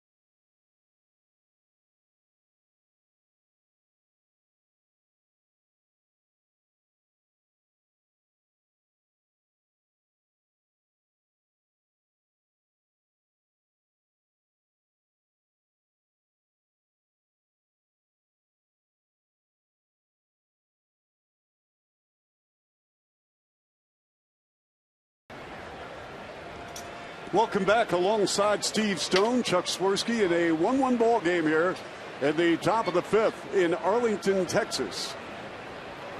Yovani Gallardo has surrendered. Only 3 hits tonight to the White Sox. Eaton with a chopper. That's fair. Moreland with the toss to Gallardo. Close play, and he's out. I don't think Yovani thought that Eaton was going to get there that quickly, because Moreland got to it, made a good solid toss. Gallardo came over leisurely, and Adam almost beat him to the bag. Dana DeMuth is the home plate umpire, Steve. He's been in the big league since 1985. 5 World Series. And we have a lot of questions from our Twitter world about, as a pitcher, how do you adjust from one umpire to the next as far as just in a series? When I was playing, and I think that this is what happens a lot of times, you know the umpire's strike zone before you're pitching that night. Where a pitcher in this age, I would know Dana DeMuth's strike zone before I started the game, so I wouldn't have to adjust to it. It wouldn't be a surprise that he's either going to give me the low strike or he's going to give me the high strike. It also wouldn't be a surprise to know that I could throw a curveball that came in and settled at the waist and get a strike call, where if I made a good pitch with a curveball down, I wasn't going to get it because the catcher is going to catch it at the shoe tops. Ground ball by Melky, backhanded by Alberto, and the White Sox now with 2 down. And Alberto can cover a lot of ground. And I don't think the Rangers are the only team that does this, but the Rangers under John Daniels have given all of their pitchers on a nightly basis the strike zone of the pitcher. It's a computerized printout and just exactly where that umpire's been calling the pitches and exactly what he does. Is he going to give you a couple inches outside? Is he going to call the high strike or the low strike? And it helps going into the ball game if you know ahead of time. So it's not one of those things where you might miss a couple of pitches because you're not sure where the guy is going to call it. You know that going in. Jose at the plate. So the Rangers do this. Do Yes. other clubs do this? I'm pretty sure they would. Certainly, they have that. They have that available to them. There's no reason why you shouldn't. It's an extra advantage knowing what that guy is going to call, what he has called in the past. 1-0 pitch. One hopper. Elvis Andrus. And the White Sox go down quietly here. 1-2-3 in the fifth inning of play. 1-1 ball game here in game 3 of a 3-game set in Arlington.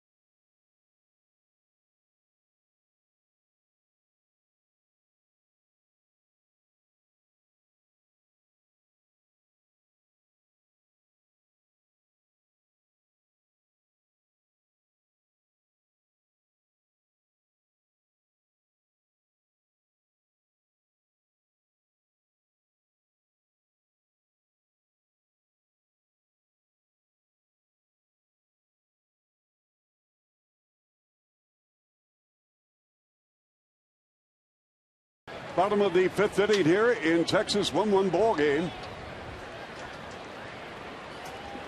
Carlos Rodon has really settled in nicely.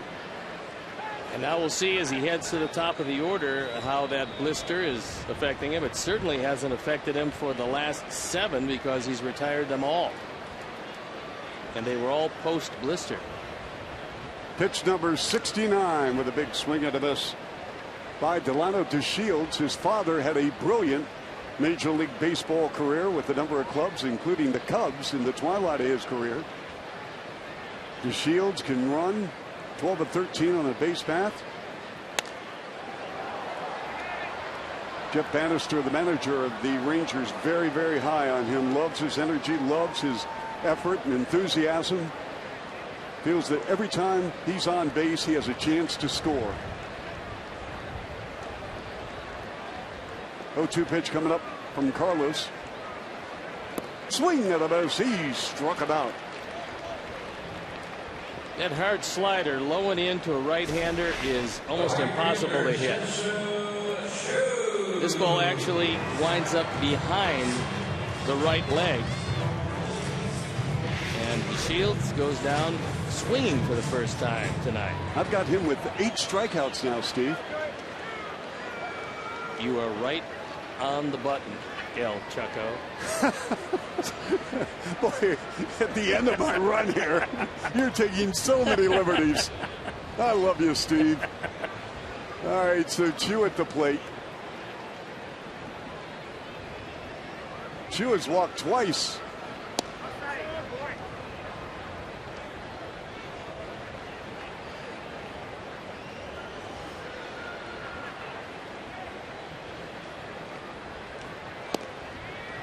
I am so impressed with the poise of Rodon.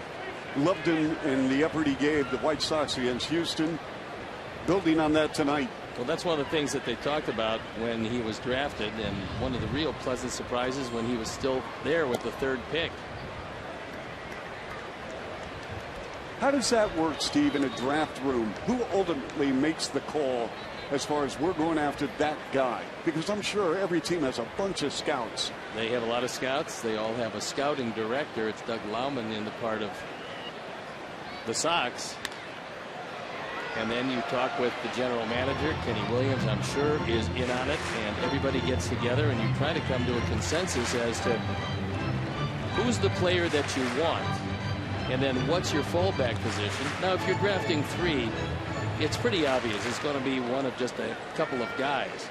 But when you're drafting 8, you probably have to look at maybe 15 guys, because you never really know who's going to be there. And the guy that you like the best, he might be off the board. The guy you like second best might be off the board, so you have to be ready to go. Do you go for the best player available or a position that's available? Every team has a different set of guidelines. Swing and a miss. He struck him out. That's number 9. First time he's gotten Chew, and he got him with a slider. There's some organizations that will go for best athlete available. There's other teams that will draft for need.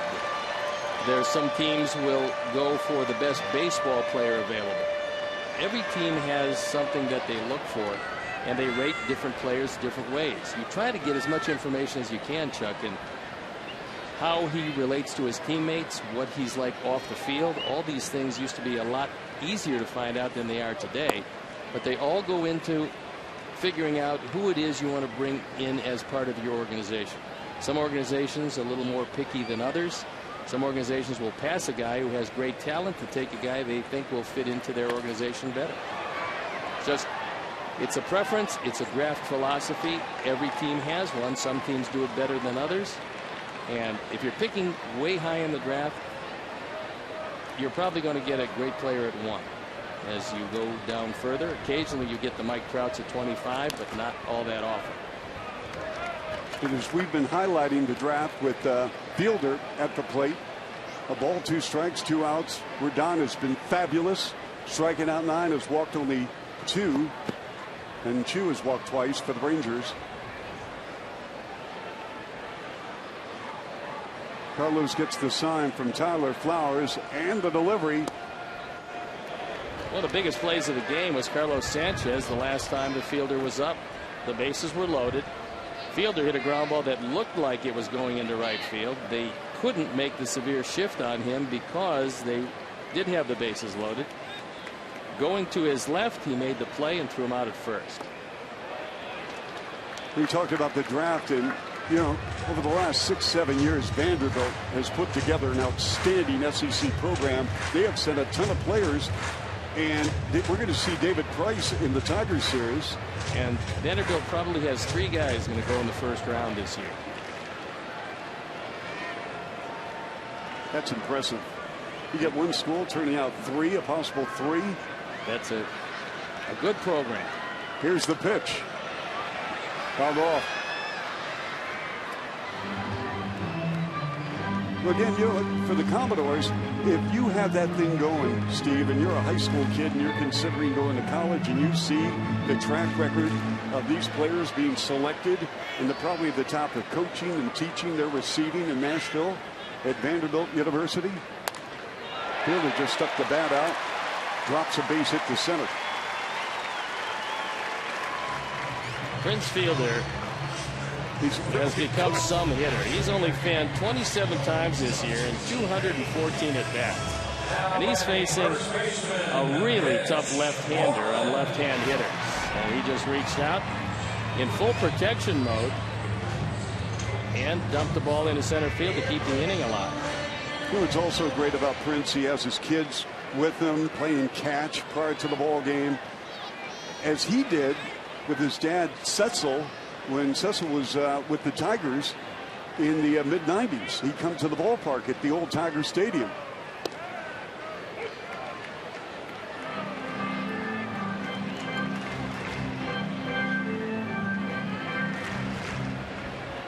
Mitch Moreland stepping in against Carlos Rodon.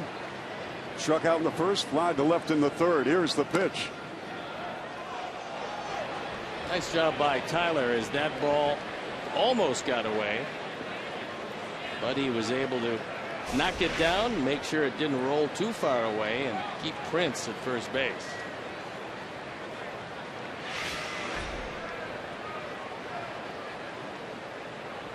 We have 2 outs here in the bottom of the 5th in a 1-1 ball game.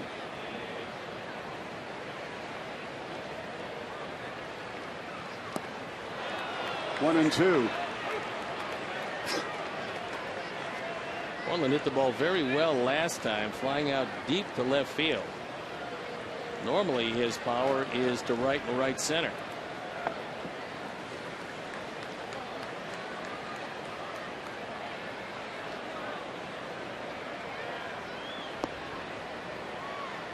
A ball and 2 strikes, 2 outs.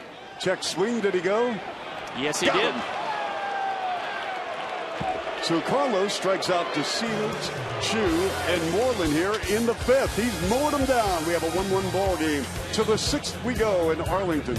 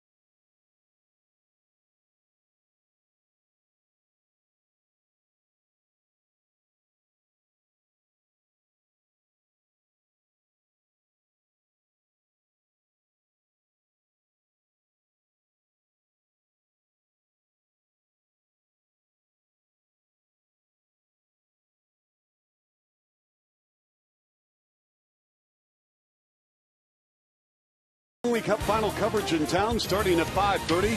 Blackhawks pregame live, then flip to CSN Plus after Game 2 for locker room reaction, highlights and more. Blackhawks postgame live. Stanley Cup final Game 2 coverage starts Saturday at 5:30 on CSN Chicago.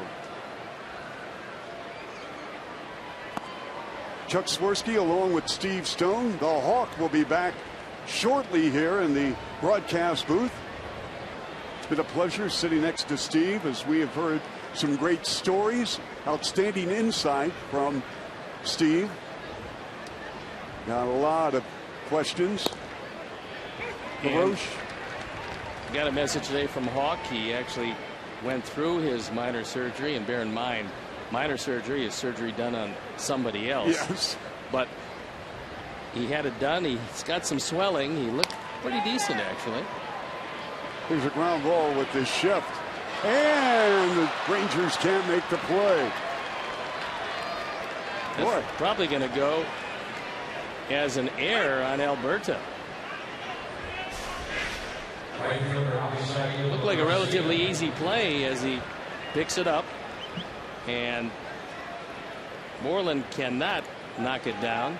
See, what do you think of Major League Baseball? Lots of discussion whether or not baseball should have, maybe a rule where no shifts. Just play it straight up.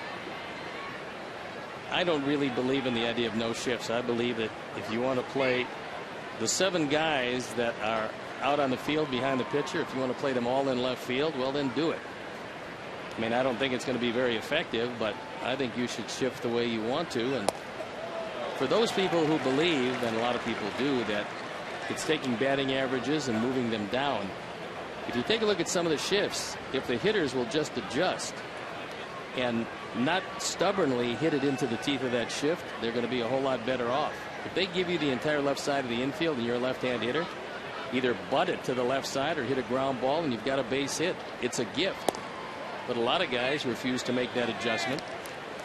If you refuse to make the adjustment, it's your fault. And so, the shifts are made because that's the propensity of the hitter. That's where he hits the ball most often. So to defeat the shift, you do something the other team is not expecting, and eventually they're not going to shift on you. It's as easy as that. A ball and a strike. LaRoche on at first on the air by Alberto. Well, the shift's been going on for a long time. I remember talking with the late, great Lou Boudreau when he was a player manager with the Indians, the shift on Ted Williams. He invented that shift. And, of course, looking at Ted's batting average, it certainly didn't affect him all that much. But Lou was a manager in 1948 of the Cleveland Indians that won the World Series. 24-year-old shortstop and manager as Edwards starts to get loose. Lou, a Hall of Famer and a wonderful man. Yes. 2-2. Do you think in today's age, with everything going on, do you think it's possible for someone to be a player manager? Yes, absolutely. And I think it will happen again. It's just going to have to be an older player. It's not going to be a 24-year-old anymore like Lou Boudreau. But I believe it'll happen again. 2-2 pitch to Garcia. And what would you say? Why do you have an idea that it could happen again? Well, for instance, I mean, Joe Girardi's a wonderful manager, and the Yankees are very happy with him. I thought last year when the team was down, Joe had probably the best year he's ever had. This year, they're in first place. Joe's having another great year. But I think had Joe not been there, Derek Jeter could have played and managed at the same time. I believe that. He was that smart a guy, that aware. His baseball acumen was off the charts. He was always the smartest player on the field wherever he went. And he's the kind of guy that could do that. Swing and a miss by Garcia, and he goes down. It's a punch out for Giovanni Gallardo. I have never heard that, Steve, from anyone. So do you think Derek, with the temperament and everything that's going around him, he could handle that? I think he could, because he had the respect of everybody on that team as well as the ability to do it. So will you see it soon? I don't think you'll see it soon, but I think you will see it again. 100 pitches coming up for Giovanni Gallardo. That's why Edwards is loosening in the pen. Alexi With a fly ball that hung up there for Martin. Trotting back to first is LaRoche with 2 outs. Sox fans, join us on Saturday, June 6th at 6:15 as our White Sox take on the Tigers. The first 5,000 kids ages 13 and under will receive a White Sox Kids XL hoodie presented by Aquafina. Purchase your tickets today by visiting whitesox.com/promos. So we have 2 outs here in the top of the 6th. LaRoche remains at first base for the White Sox, who have stranded 5. Texas has stranded 6. We have a 1-1 ball game. Sox with only 3 hits. And that one right off the mask of Chirinos. So he is indeed taking a beating. He's only played 2 games in this series, and he's taken a beating in both of them.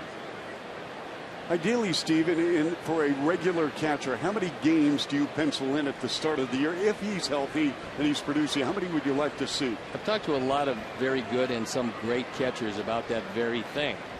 And I've talked to some managers about how much they would like to play their everyday catcher. They all tell me the same thing. They feel that they can keep a catcher strong and healthy 135 games a year, assuming that everything goes right. Talked to Russell Martin about that. That's what he felt. I talked to the late Gary Carter about that. That's what he felt. They both gave me the same number. It was kind of interesting. And I've talked to managers who give me the same number. They both think that 135 is about it. And to do that, you've got to be impervious to pain, because catchers take a beating. Big time beating, as we've seen throughout this road trip, not only for White Sox catchers, but certainly the opponents as well. No balls, 2 strikes, 2 outs. LaRoche on at first. Let's see, Detroit lost this afternoon to Oakland. That's their 7th straight loss. Minnesota came up with 4 in the 9th to beat Boston 8-4, and Cleveland with a 6-2 lead over the Royals at ball game in the 6th. The Indians playing better baseball as that starting rotation has been solidified. They've got a dandy big 4.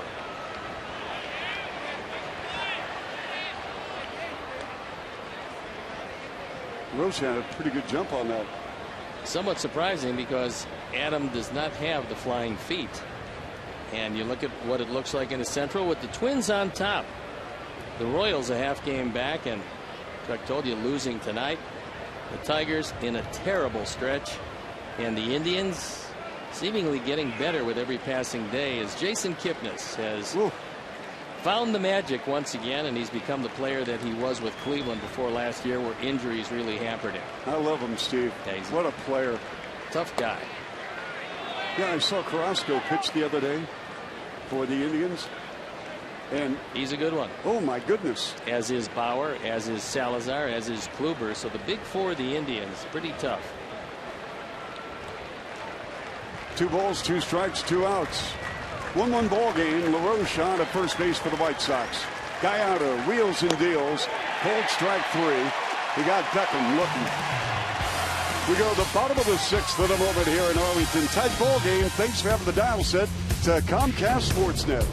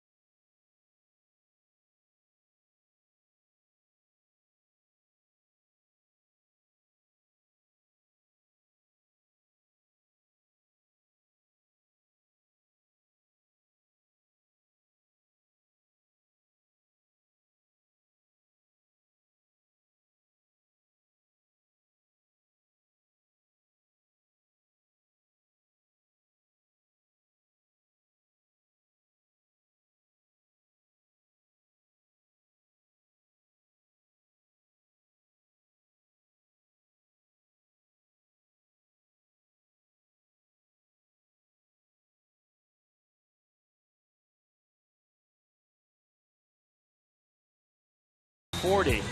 Opponents hitting just 144, 53 strikeouts and 38 2/3 with just 6 walks.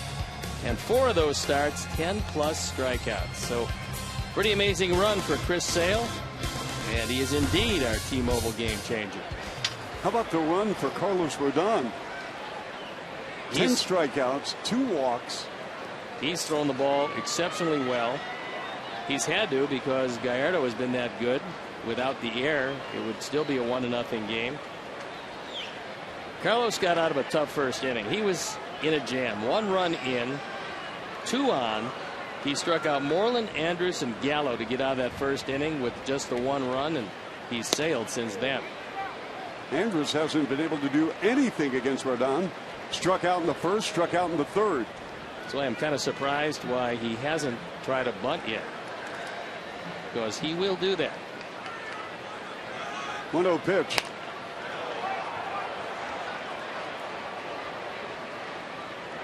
I got some great Ranger trivia for you in a moment, Steve. How far back are we going? Oh, we're going back over 40 years. Wow, I was just a child. Yes, you were. You were, what, 4 or 5 years young? I think I was 35. What, 40 years ago? Yeah, something like that. 2 balls and a strike.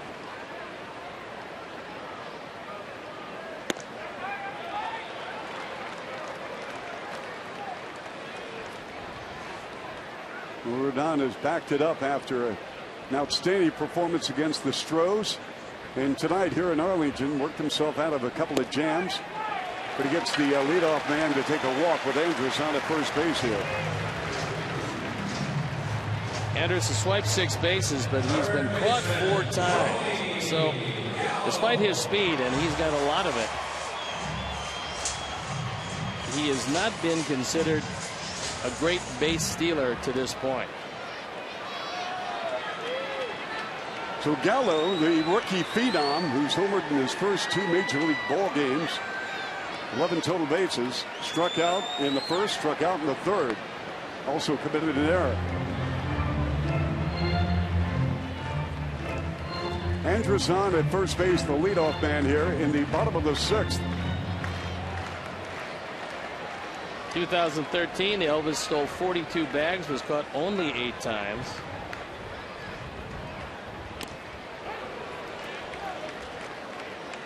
And that was probably the pitch that Gallo could handle but didn't. He got a fastball on the outside corner.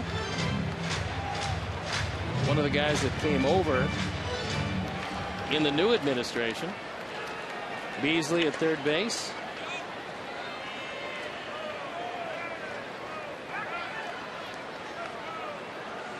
Tony came over with Jeff Bannister. All the other coaches are holdovers. There you see the percentage at 60, which is not a particularly good percentage for a base stealer.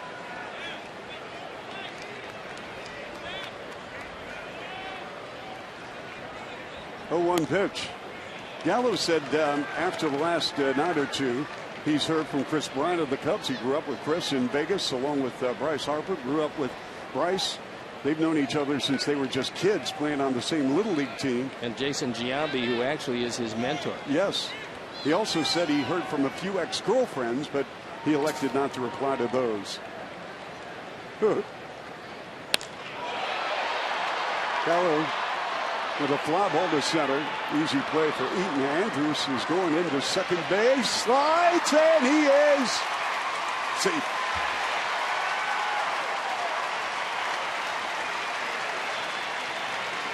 Heads up base running by Elvis Andrus, and a good throw by Adam Eaton.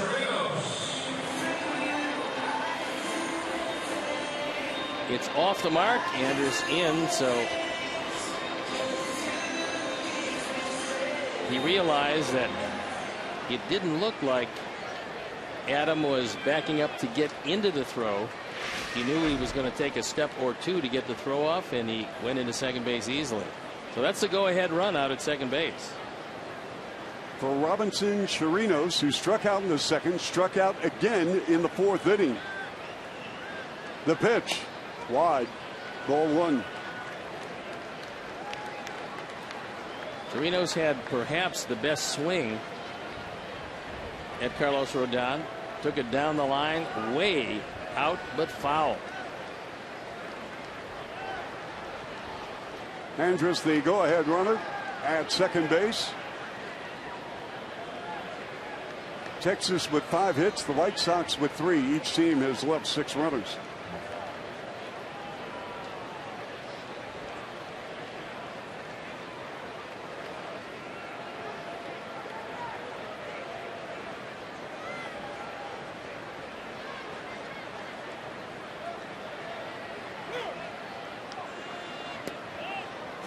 Little too much time, and Chirinos calls timeout, acknowledged by Dana DeMuth as Jake Petrichkin loosening in a pen.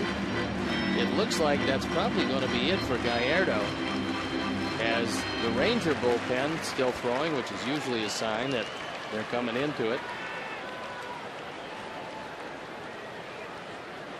Chirinos facing Rodon, got jammed in a swing, and we've got a 1-1 count.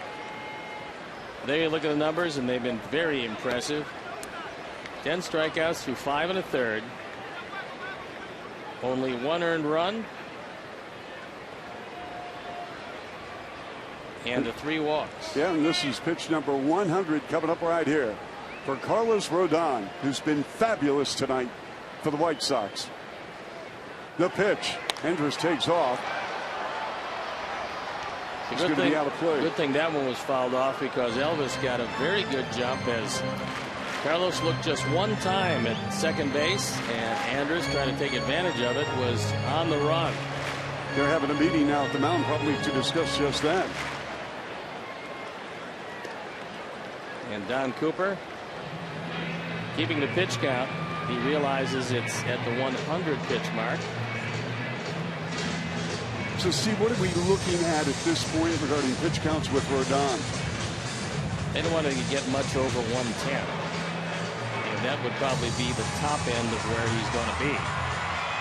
But a good meeting at the mound, because you can't take your eye off a base stealer at second base with only 1 out. Because if he gets to third, you got to bring the infield in, because that's a go-ahead run. That's a tremendous advantage for the hitter. So they want him to look back a couple of times, probably hold the baseball a little bit longer, and just make sure that he pays attention to Andrus. 1-2 pitch went out to Robinson Chirino. And the pitch.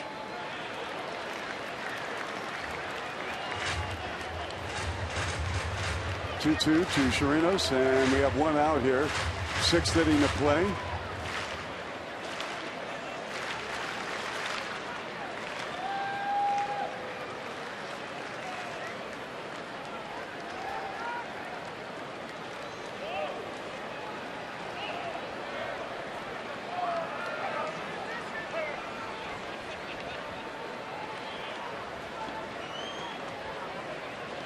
Two and two, 1 out.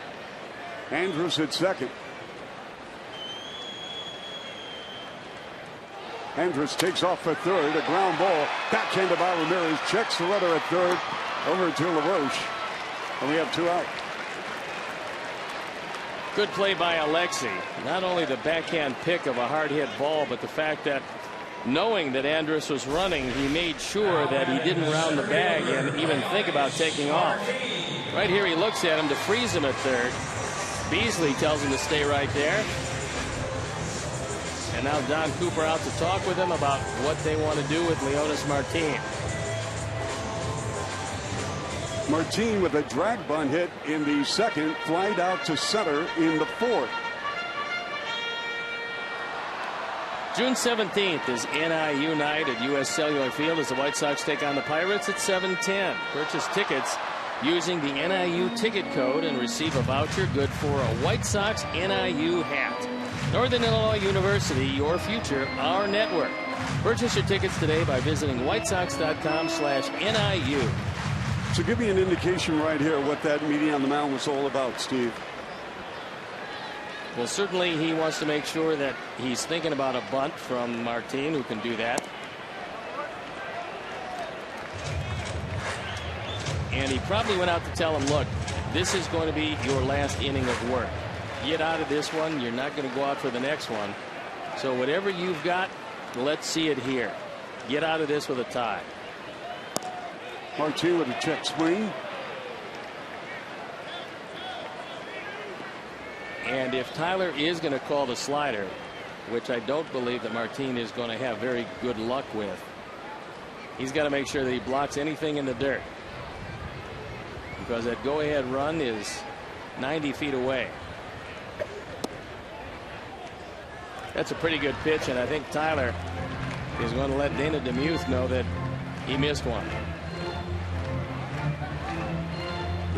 It could be that Dana was looking for the slider also, because that one has the whole plate on the inside corner at 96. 2-1 count, 2 out. And it's 3-1. So, you know, you have to, obviously, as a catcher with the umpire, you've got to be very sensitive and careful about that. You just tell him, I thought it was a good pitch, and hope you get the next one. 3-1 count. Andrus the runner at third. Martin with a big swing out of this. We're at 3-2 with 2 out.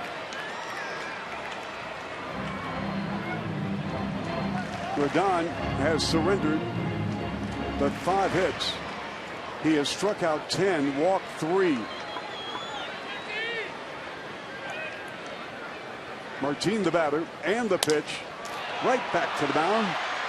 Picked up by Carlos, and he fires over the first, and Rodon gets the job done, going over to LaRoche. And we head to the 7th. 1-1 ball game here in Arlington on Comcast Sportsnet.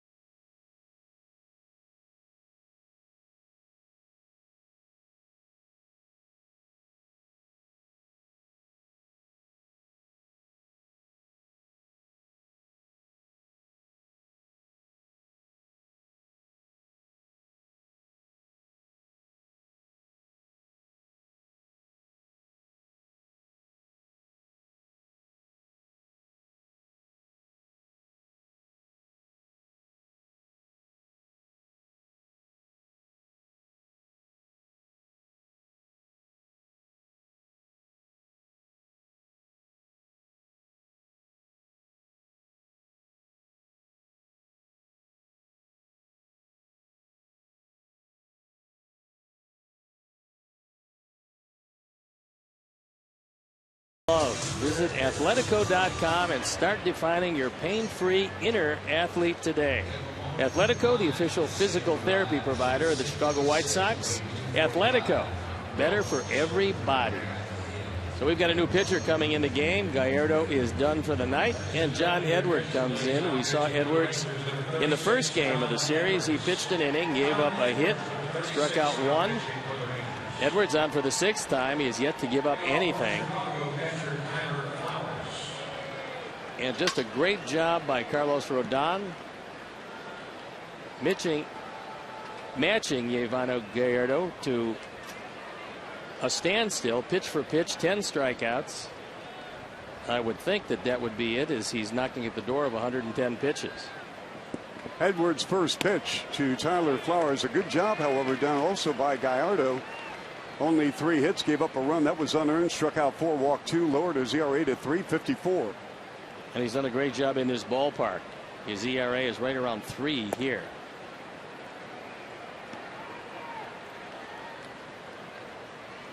Flowers flied to right in the 2nd, hit into a force out in the 4th.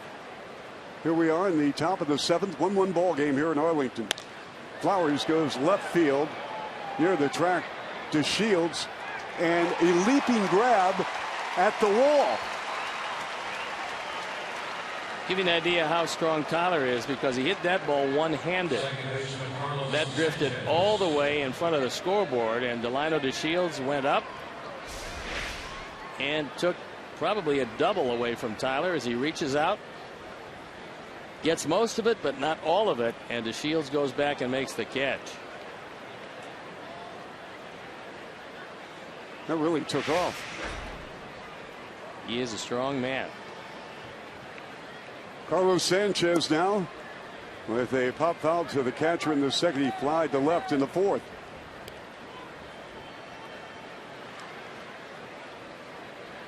Edwards was born in Chicago. We're talking about the Ranger pitcher. Foul.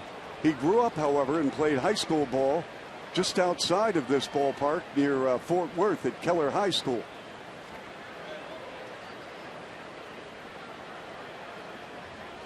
A big man at 6'5", 230. Spent some time in AA, AAA, and with the Rangers last year, only appearing in 9 games. Yeah, made his major league debut last year. He was a converted outfielder. 2 balls and a strike with 1 out. Sanchez stepping in. The White Sox with only 3 hits. They've stranded 6. And a fly ball to center field. Easy play for Martin. We have 2 outs here in the 7th.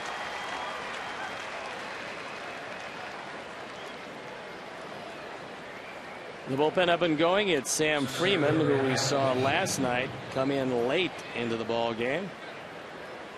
They only have 1 left-hander in their bullpen, and there he is.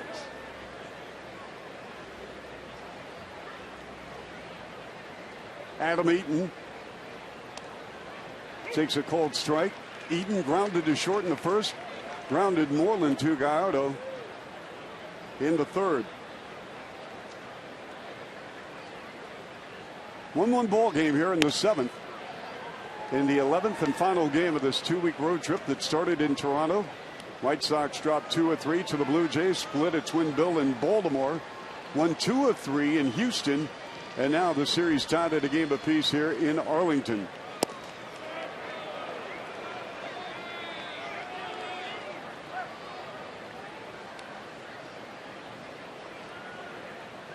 White Sox have won 10 out of their last 15 on the road.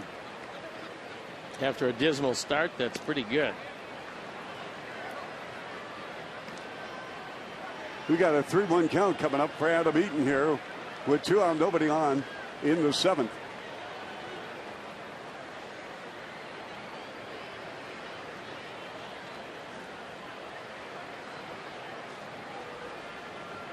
Edwards, the second Ranger pitcher, and a foul back by Eaton.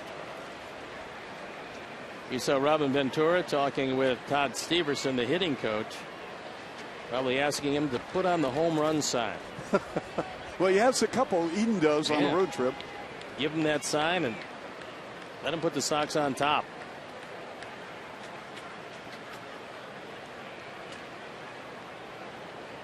Three balls, 2 strikes, 2 outs. Adam with 3 homers this season. And he goes the other way to left field. Will that drop? Yes, it does. Hustling over the left fielder to Shields. And he throws it into the infield. So Adam Eaton on now at first with 2 outs here in the 7th. Doesn't get a whole lot of it, but keeps the inning alive. I'm not sure exactly whose pick to click he is, but that could be the biggest hit of the ball game. Well, my pick to click is coming up in Milwaukee, but we have a meeting on the mound. And that's going to be it for Edwards. So they're going to go to Freeman to turn Melky around to the right side where he's really struggled. And as Freeman comes in, we'll step out and be back after these messages.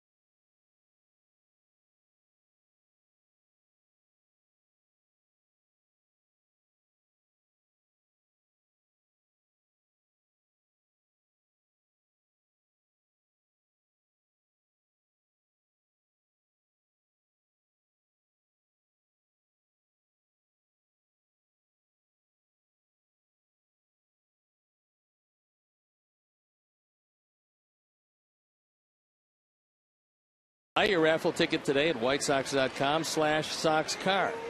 Thank you to our friends at C.J. Wilson Mazda for their support of the Sox Car Raffle. So Sam Freeman comes in the game. It's our Honda call to the pen. He's on to just face Melky from the right side, and they've got a right-hander throwing in the pen, and that means that Freeman is on for just one hitter. And there you look at the numbers. On for the 11th time. Melky with a base hit tonight. That came in the first inning. Advanced on an error by the center fielder Martin. Melky came in hitting .278 left-handed and just .087 right-handed, 4 for 46, and that's why Bannister came out to turn him around from the right side. We have 2 outs here in the 7th. 1-1 ball game. Adam Eaton on at first base. Adam trying his best to distract Freeman. Keela loosening in the pen, and he'll come on if this inning is still alive to face Abreu.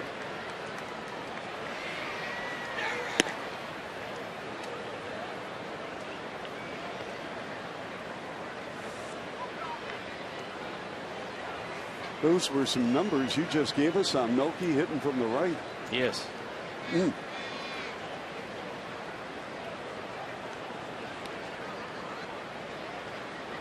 1-0 pitch. 2 out. Cold strike.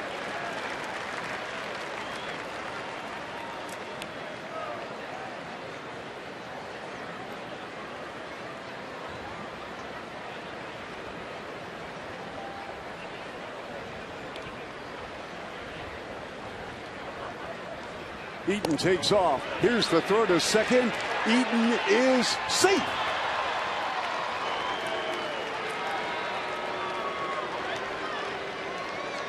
Adam got a good break. He was going on first move, and Freeman, who does not have a good move to first base, allows a stolen base. He didn't get a big lead, but he got a good jump, and that's the key to that stolen base. As Adam swipes his 3rd base of the year. So the White Sox with a runner in scoring position. This is Adam Eaton now on at second base. 2 balls and a strike to Melky Cabrera. He's 11 for 47 on the road trip.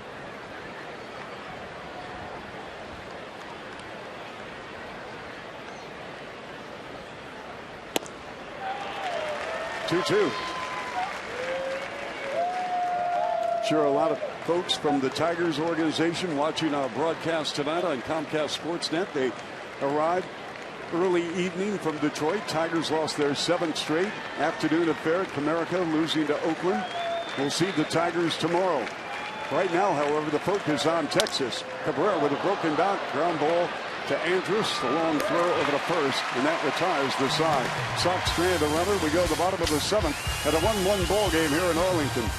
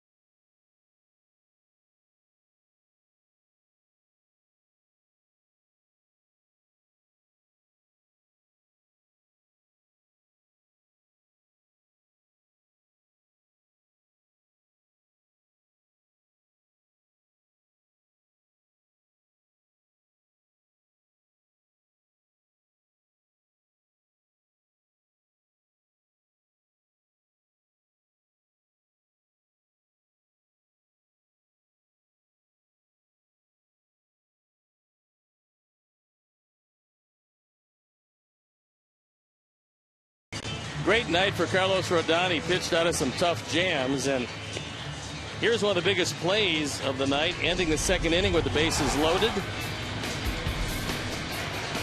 Prince Fielder, seemingly a base hit, but Sanchez takes it away, and that ended the inning. He struck out Joey Gallo. He struck out 10 in all, and then gets out of another jam and a ground ball hit right back to him. So he goes 6, giving up 5 hits, a run, fanning 10, and walking 3. And Jake Petrichka comes into the ball game.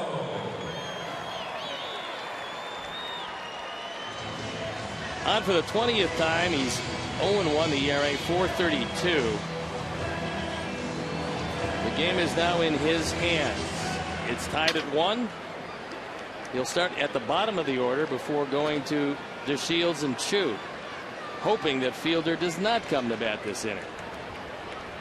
Andrew Alberto, the second baseman, stepping in.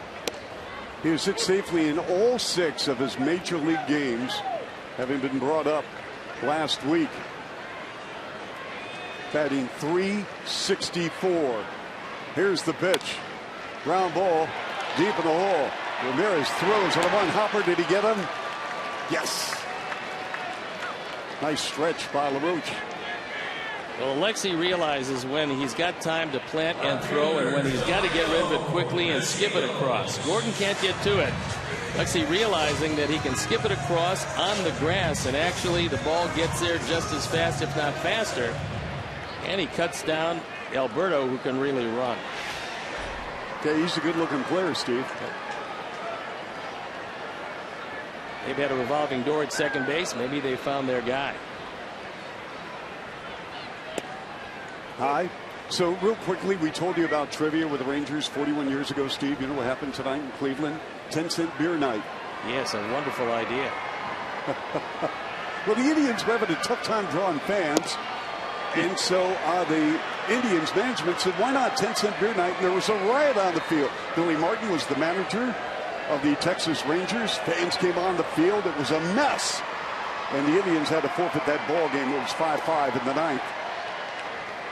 And a man to my right was there. Yes, Tom Grieve. He went 3 for 4 that night. And there's a look at Tom, former general manager, current TV analyst, along with Steve Busby. Busby, a great pitcher in his day. He threw a no-no or 2 in his day. He was also credited with the refining of that fake to third and throw to first move. Well, he probably did it better than anybody, and he did it before Rick Sutcliffe. Although Sut did it really well. Yes, he did. 3-2 on DeShields. Tom Grieve's son was a #1 draft pick of the Oakland Athletics. Yep. In fact, I asked Tom what his son's doing now. He's living in San Diego, and he's Mr. Dad, taking the kids to school. That's his full-time job, and good for him. 1-1 ball game here in the 7th. DeShields, slow chopper. Beckham tried to barehand it, and DeShields going to get an infield hit. Well, Gordon realized that he only had one shot. That was the barehand and throw in the same motion, especially with the speed of DeShields. His second hit of the night. And this one actually takes a left turn on him. So it's a do or die play. And he can't get it done, which means that somewhere in this sequence, DeShields is going to be going. There is one problem with that if you're the Rangers. If he does go and he's successful, if you retire Chu, you're not going to pitch to Prince Fielder. So Robin comes out. Undoubtedly, that is going to be it. He wants to make it a little tougher by going to the left-hander in the pen.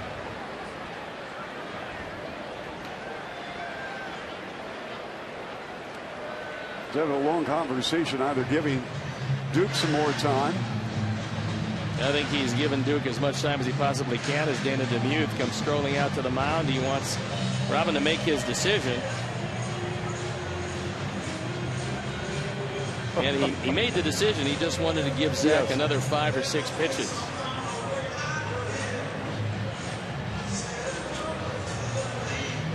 So as Jake strolls out, we'll step out and be back after these messages.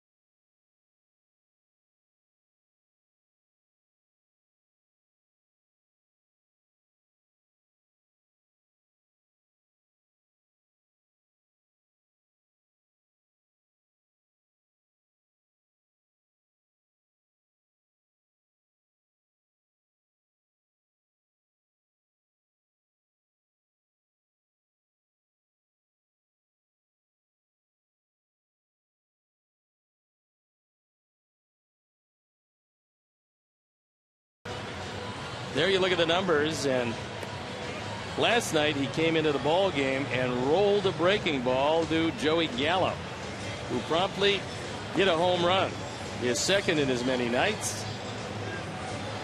But Zach has been very effective out of the pen. He's been brought on to deal with Chu. He's got a couple of walks and a strikeout. And a man in the on-deck circle is somebody to worry about, and that's Prince Fielder. Zach Duke out of Waco, Texas. That's where he grew up. Really an outstanding gentleman. In his first season with the White Sox, went out here. DeShields on after an infield hit to third. Chu is 1 for 4 lifetime against Zach Duke. And if Zach, who likes to throw fastballs inside to left-handers, if he gets it too far inside, he's going to bounce one off Chu, who doesn't mind getting hit. Chu has walked twice. He's 0 for 1. DeShields back to first. Can't say enough again about Rodon, what he did tonight. 10 Ks. The starters over the last couple of nights, Sale and Rodon respectively, combined for 23 strikeouts. This certainly is the only team in all of baseball with 4 left-handed starters, but you don't mind having 4 lefties if they're all pretty good, and these guys are. Chu takes inside. That's another good pitch, and I'm sure Tyler is talking a little bit to Dana DeMuth. That ball had a good part of the inside corner.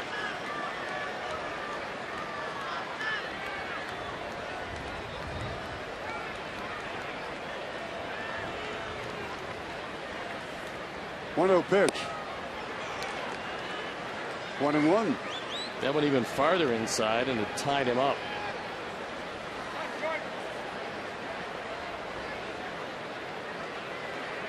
One 4-0 for the White Sox. 1-6-3 for Texas. Go ahead, Steve. Chu's only grounded into 3 double plays this year.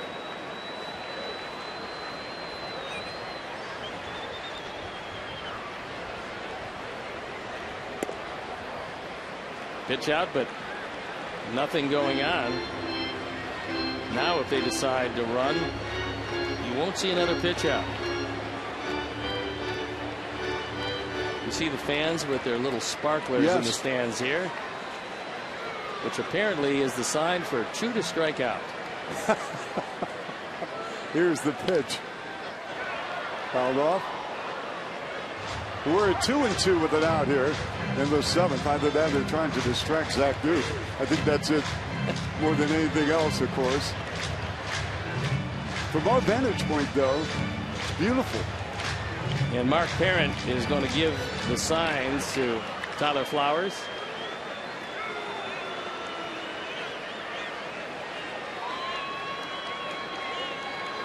Two and two, 1 out to Shields at first.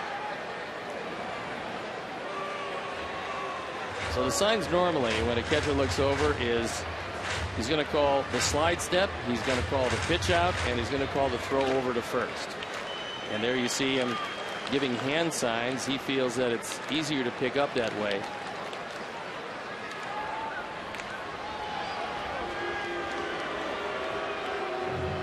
Is there any doubt that he's not going? It's going to be tough to go if Zach uses that slide step, and there you see the hand signs from Mark Parent.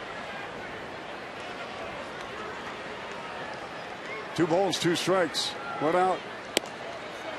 Inside. 3 balls, 2 strikes. Well, now if Zach has been keeping his best move hidden, this is a great time to use it at first base. DeShields is taking a little bigger lead than he's been taking.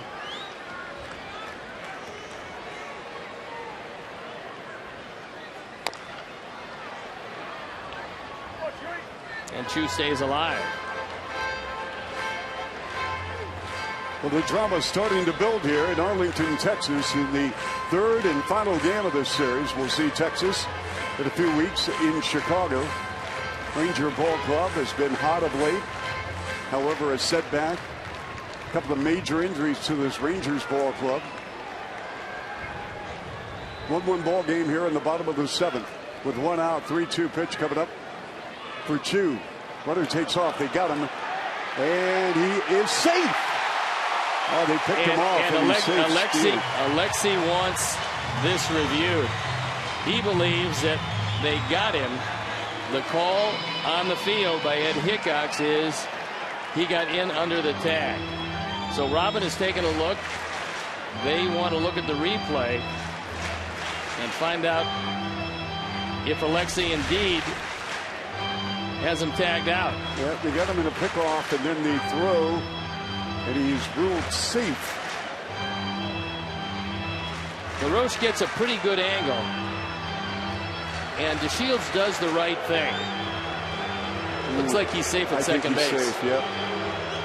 It absolutely looks like he's safe, and let's watch the hand again. The hand in before the tag. And if Alexei had kept it on him, he might have had a shot of him oversliding the bag. However, he picked it up, he showed it to Hickox, and he was in at second base. If you're picked off like that and you've got speed, just run to second. Don't get in a rundown. 3-2 pitch went out. Fielder on the on-deck circle. Prince is 2 for 3 tonight. The fielder's not going to hit. No. Unless this is a base hit. Right. And chases home DeShields. So he gets a stolen base for that, even though he was picked off by plenty. 3 balls, 2 strikes went out. Chew at the plate facing Zach Duke.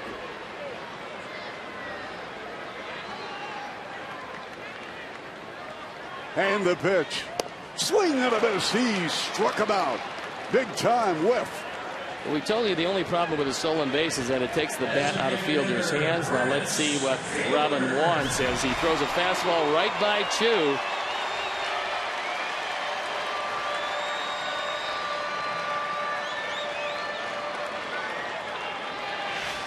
What do you do here, Steven? You're going to walk him. Well, he's hit 4 home runs and he's hitting .350 against Zach Duke. So you'd have walked him anyway, but that's what the stolen base did for you. It just absolutely made sure that Prince Fielder was not going to figure in this game at this point. And Moreland, who's 0 for 3 tonight with a couple of Ks.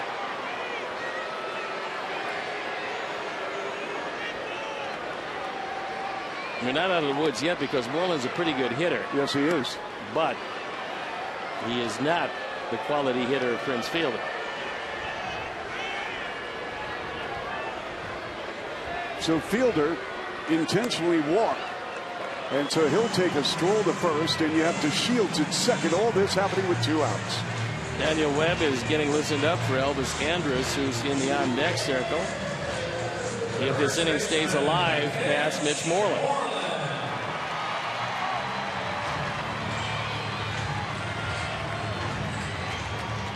That was a big-time strikeout for Zach Duke.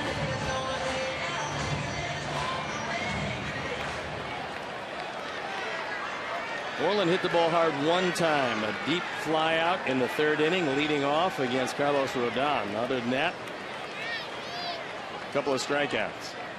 DeShields, the runner at second, Fielder at first. The pitch. Hold strike.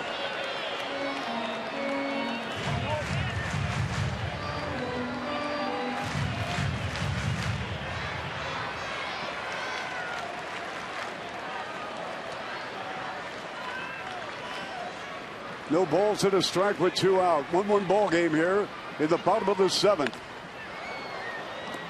So excuse me, swing, and it's 0-2.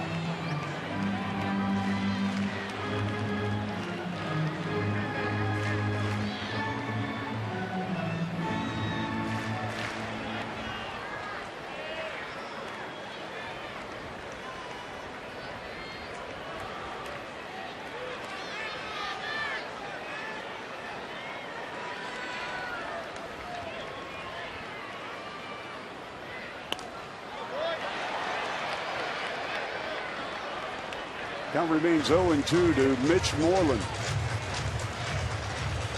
Moreland was in full protection mode there as Zach Duke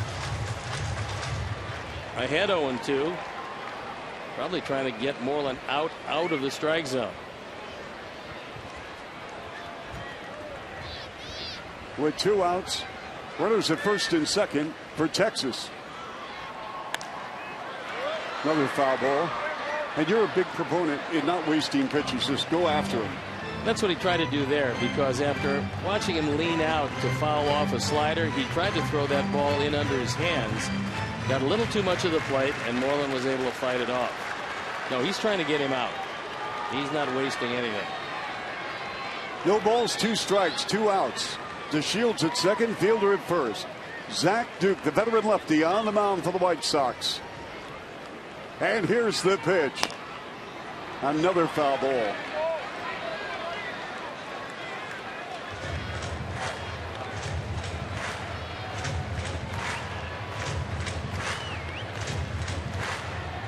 Well, he's throwing him all over. Up, down, in, out. And so far, he hasn't been able to get the third one by him or have him put it in play. Yeah, good battle going on here.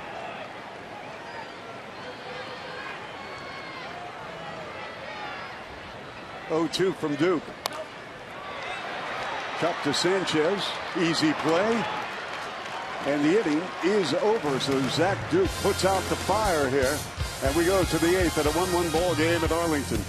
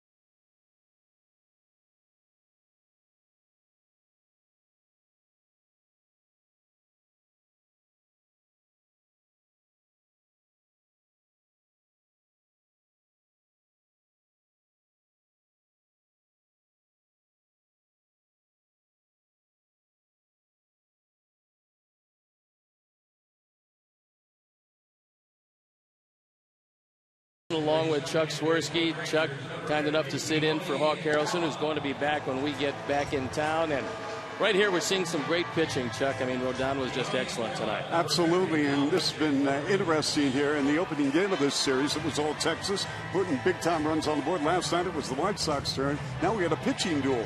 We're seeing some great pitching both in a starter role and out of the bullpen. And so far, things not much to choose from. It's a 1-1 game. And so Keone Kela comes into the ball game at 4-1. His ERA 1.90. He's been very good out of the bullpen, on for the 26th time, as you can see. Only 7 walks, 21 strikeouts.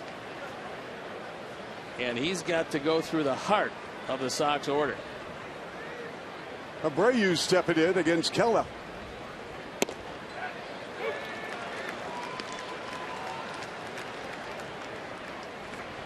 Abreu walked in the first, fly to right in the third, grounded to short in the 5th.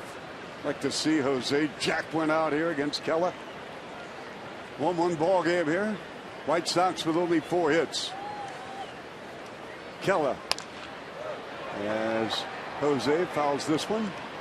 He's rushing it up there. That was 97 miles an hour. He comes straight over the top. There's a little deception to go with all that velocity.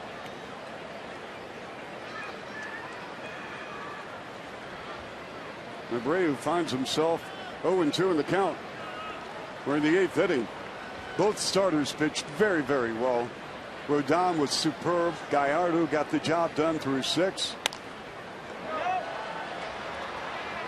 Kelly got away with one there. He went over the top with a curveball, and he had hung in the middle of the plate. Take a look at it on our Toyota pitch tracks. He's thrown that hook, but it wasn't in a good location. He was fortunate it was fouled back.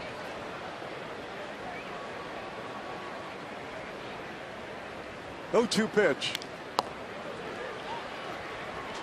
Once again at 97, you're looking at a 12th round draft pick in 2012.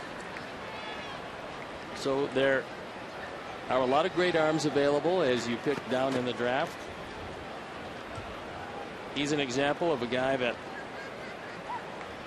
probably had a great arm but didn't know exactly what to do with it. He certainly has found out this year, and this is his first shot at the major leagues.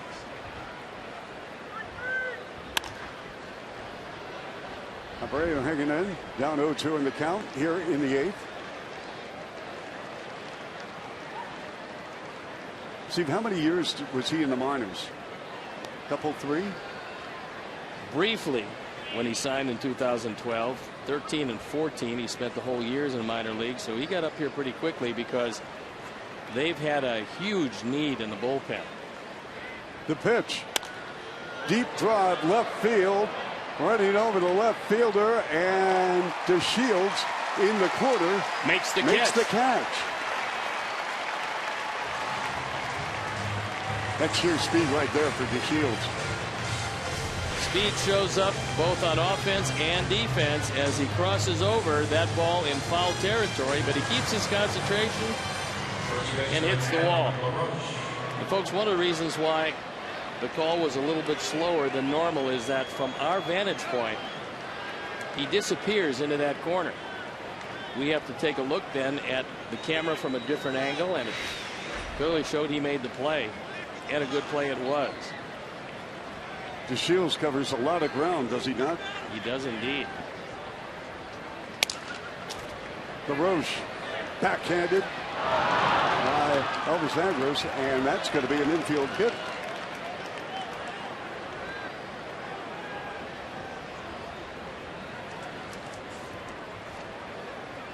Join the free WhiteSox.com blacklist for exclusive White Sox content all year long, including news and video updates, ticket offers, breaking alerts, and more.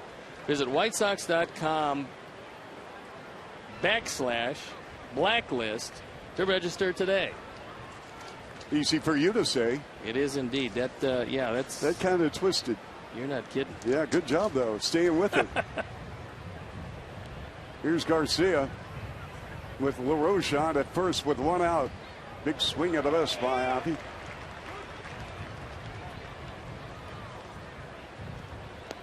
That was a play in the middle of the diamond that might have been better served without the jump.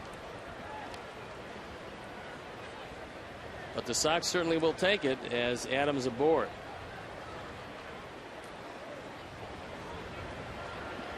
One ball game here in the top of the 8th with 1 out. 0-1 pitch.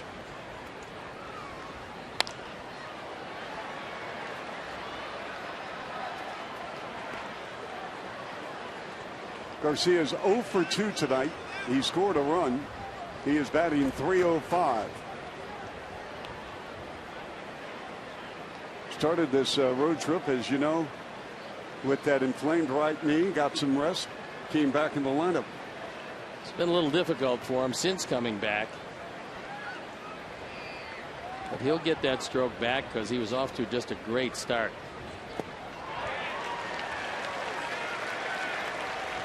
Swing of the miss, and he struck him out.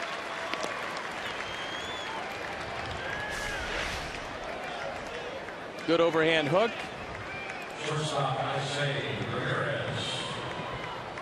And you can see why this young man is probably the best they have in a setup role out of the Ranger bullpen. Ramirez has a base hit in the ball game. He has stranded 4 runners tonight. We have 2 out, top of the 8th. Kella on. Ramirez at the plate. LaRoche on at first. 2 teams have combined to strand 16 runners tonight.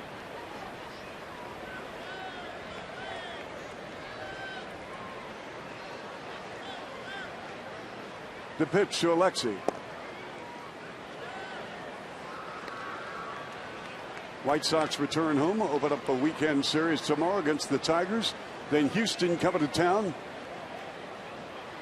If you like the long ball, folks, make your plans to attend that ball game and that series against the Astros. 1-0 pitch. The outfield now very deep all the way around. This is a no double set. They want to make sure they can cut off anything in the alleys. They're probably a good 20 feet farther back than they would normally be for Alexei. As we pan around, we show you the defense. They're playing straight away.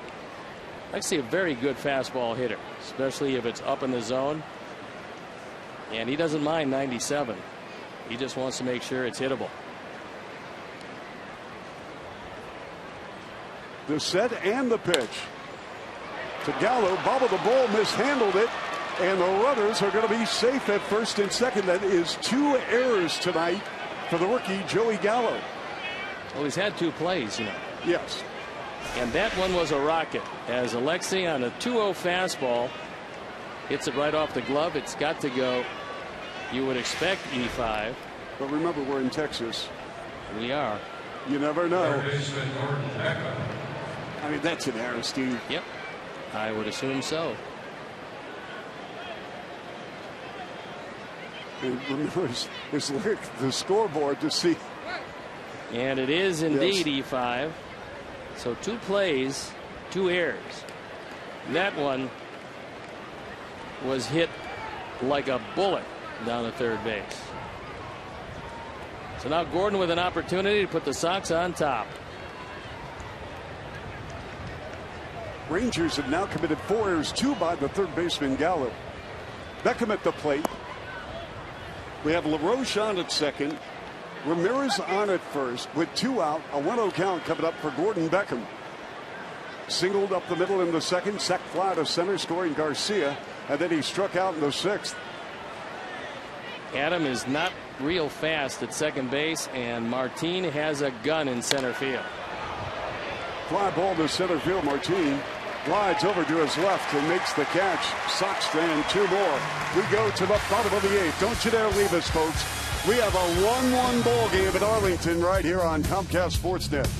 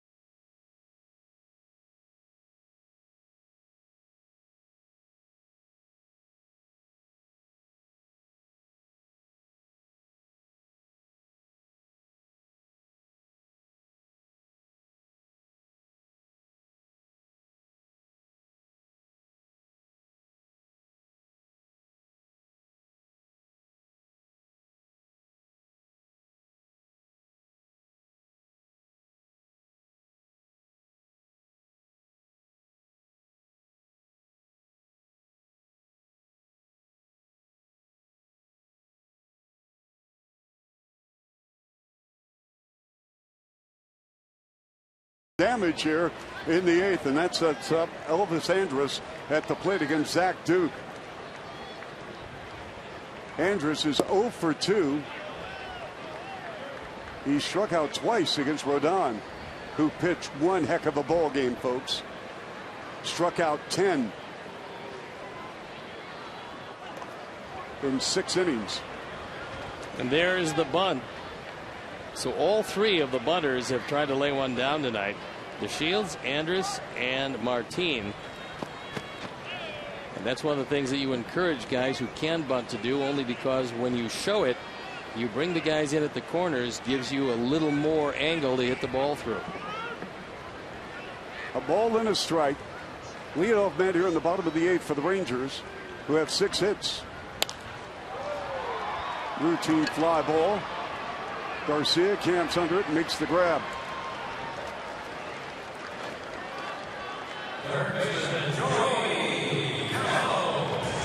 Hey fans, it's time to vote for your White Sox All-Stars. Vote 35 times on the 2015 Assurance MLB All-Star ballot at whitesox.com.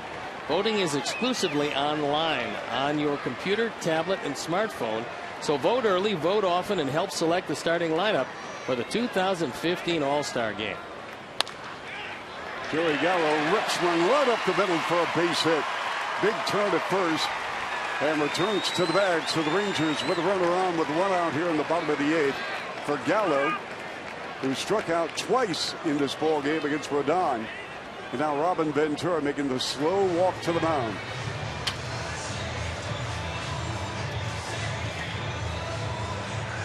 Daniel Webb had been up and throwing, and most likely that's who's going to come into the game. Zach Duke did a great job of getting out of that 7th inning, but he'll give way now, and Daniel Webb will come into this. So we'll step out and be back after these messages.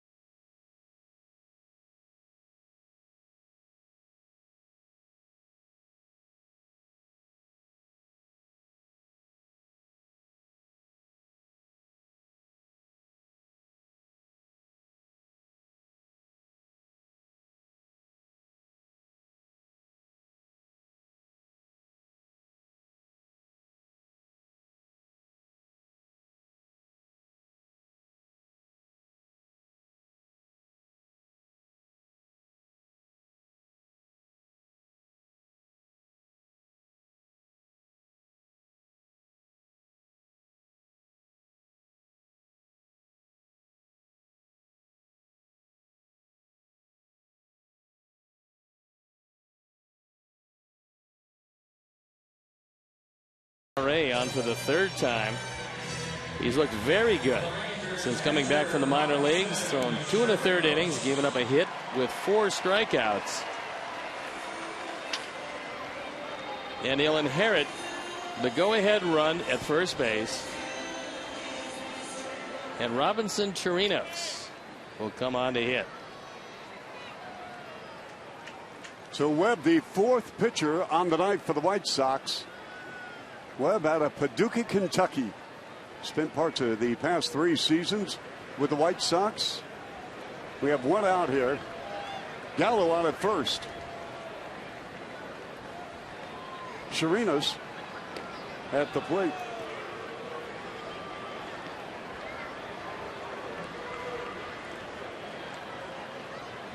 Well, in the opener of this series, White Sox got hammered 15-2 and then turned the table yesterday, winning 9-2 behind Chris Sale and the booming bats of the White Sox.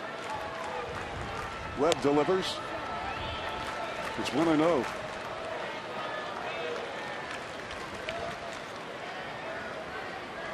Chirinos is a dead fastball hitter, especially middle in. So if you're going to throw it in, you better get it in. 1-0 pitch from Webb. Chirinos struck out twice against Rodon, once in the second, another time in the fourth. He grounded to short in the sixth. This is a pretty strong guy who can play a lot of different positions, and it doesn't hurt that he's a pretty good catcher. The pitch outside.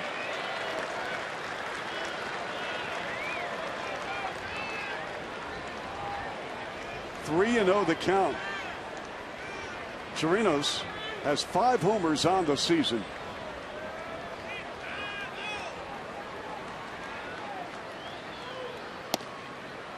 It's a called strike. Slight lead off the bat by Gallo.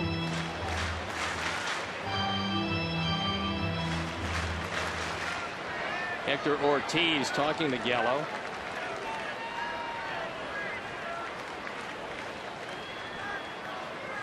The 3-1 pitch.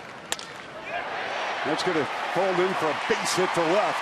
And now the Rangers with runners at first and second with 1 out here in the bottom of the 8th.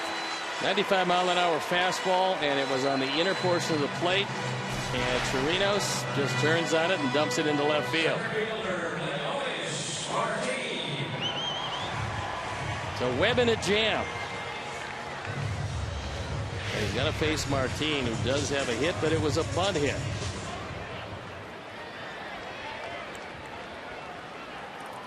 Yeah, that happened in the second inning. He also flied to center in the fourth and grounded out to Rodon in the sixth. 1 out, 2 on for the Rangers. Gallo at second, Chirinos at first. Martin takes a called strike.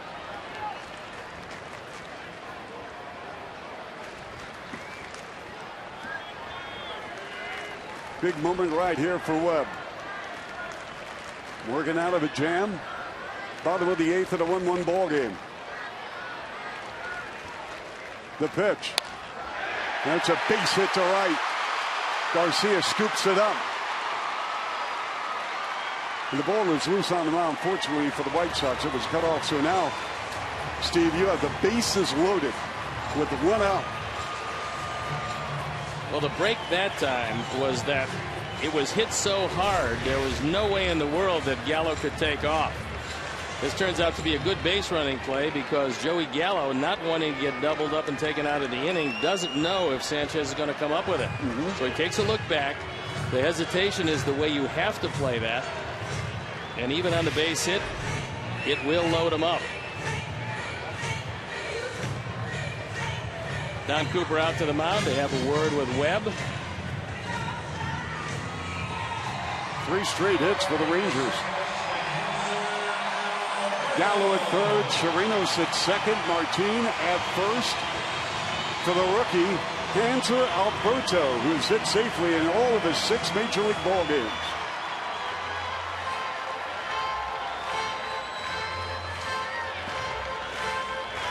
We have 1 out here in the bottom of the 8th inning.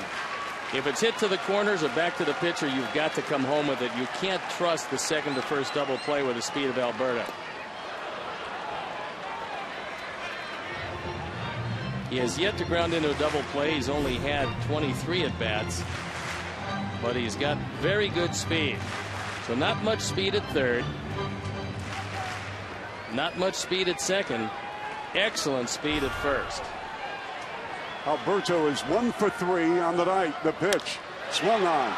Here's a ground ball to Ramirez. For 1, Sanchez, did he get him? Got him, a double play. 6-4-3. And Sanchez is down. He got taken out on a clean slide, but it was a hard slide. They complete the double play, and it's out of the inning. And what a play. Sanchez stays right in there. It takes a lot of guts to do that. He gets rolled by Martin, gets the throw off, and cuts down Alberto at first. Big time play by the White Sox and Carlos Sanchez. We go to the 9th on Comcast.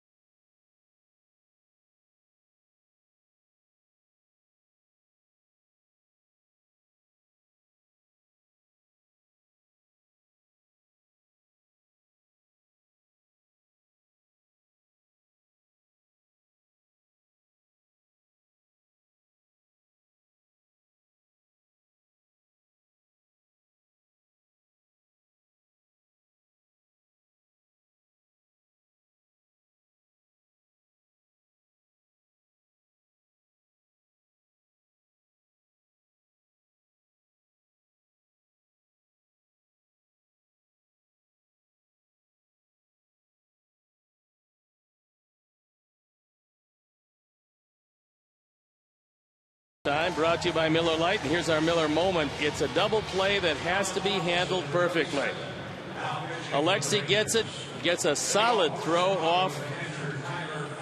Carlos Sanchez able to catch it and almost in the same motion get the throw off.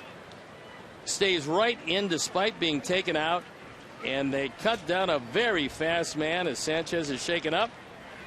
He'll have a sore leg, but he made a key double play that kept it at 1-1, and Sean Tollison comes in the ball game.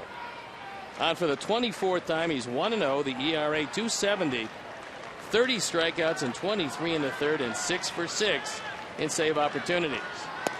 Swing and a miss by Flowers. Speaking with Jeff Bannister, the manager of the Rangers, he loves the makeup of Tollison. Again, they've gone by bullpen, by committee, basically. They really don't have a quote-unquote closer. Well, Tollison is their closer, but Bannister will not call him that. That's correct. What he calls him is my ninth inning guy. Despite the fact that he's 6 for 6 in save opportunities, he is his ninth inning guy. So here we are in the ninth, and there's his guy. 1-1 the count. 1-2. That was a big-time play by Carlos Sanchez. We spoke about him in the opener of the Game 3 tonight regarding Robin Ventura. So high on Sanchez. Takes a lot of courage to stand in with a runner bearing down behind you and make the play. Talked to a great general manager years ago who was the World Series winning general manager named Frank Cashin with the New York Mets.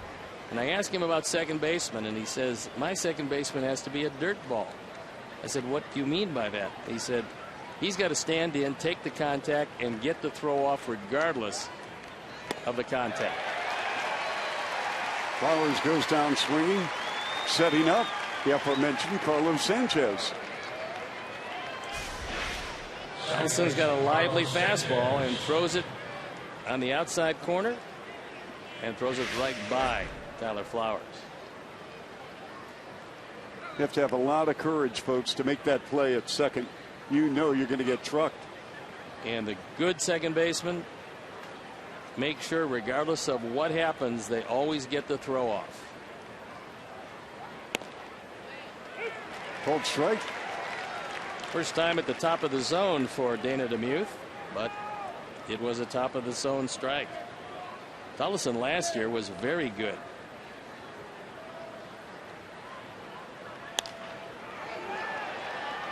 Sanchez with a fly ball. That's going to be the center fielder Martin running in to make the grab after Andrews backed off on the play.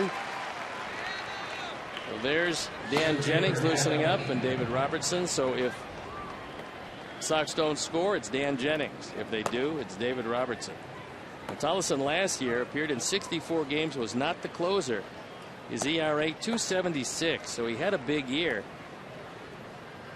But this year's the first year where they've used him in a closer role. Adam Eaton tried to drag a bunt down the first base line. Adam is 1 for 3 tonight. White Sox, however, with only 5 hits. Texas with 9.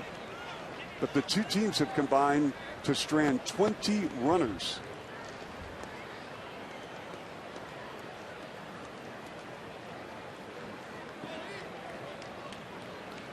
Coming up in the bottom of the 9th inning, we're going to have DeShields, Chu, and Fielder.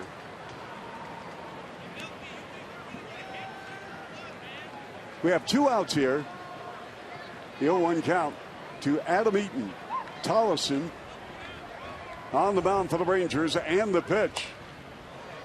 0-2.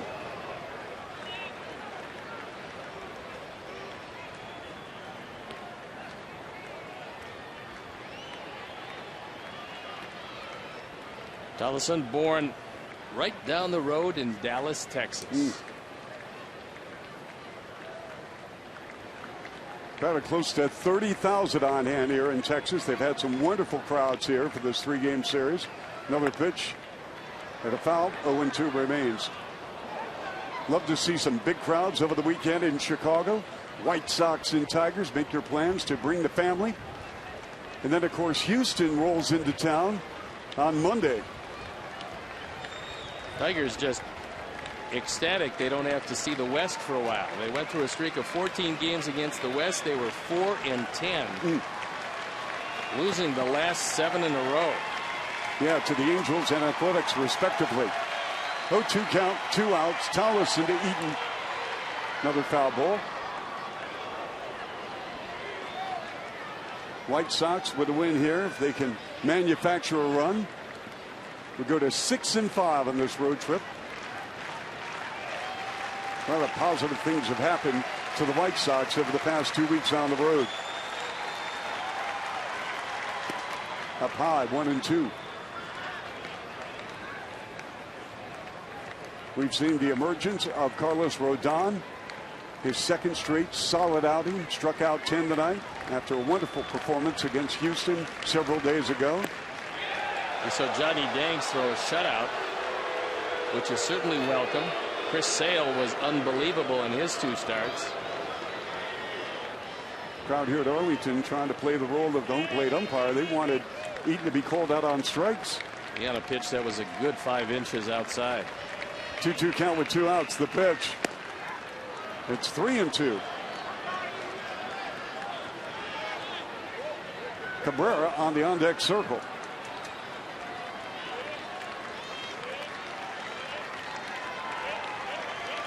Three balls, 2 strikes, 2 outs.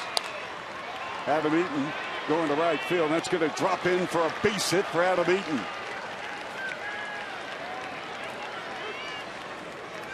Well, now you're in a situation where Eaton, who stole a base in the 7th, probably in line to try to steal another one. That's a changeup. He stayed right with it. The guy throwing 93, and you can stay back long enough on a changeup when you've got 2 strikes. That's some good hitting. And he's now got a couple of hits representing the go-ahead run, the potential winning run if you can push him across. And it brings Melky up. So you know Chirinos was talking to his big right-hander to give him the occasional slide step, pay attention to Eaton at first base, and Tolleson, being a big man, normally you wouldn't associate him being very quick to the plate. Eaton the runner at first. Cabrera at the plate. Tolleson on the mound for the Rangers with 2 outs. First pitch to Melky. Takes a cold strike 1.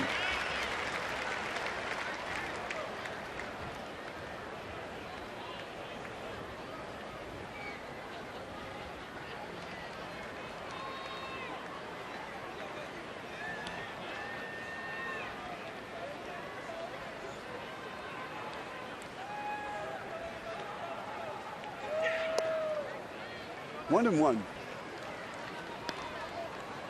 Chirinos wanted that ball away, and Tolleson missed way inside. He wants him to throw to first base here. 1-1 count. Manager Jeff Bannister of the Rangers said that Tolleson, quote, he gets outs. He gets them out quickly. Likes his demeanor. He says he has a very competitive edge, fields his position well, holds runners well.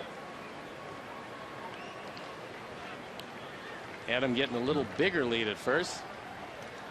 And he realizes now that he can get a little bigger lead than that. Tolleson is not particularly quick to first.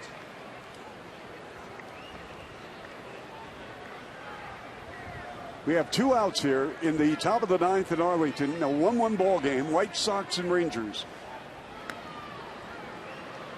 He's gone back very easily 3 straight times. That means you can take at least a half, possibly another step on the lead.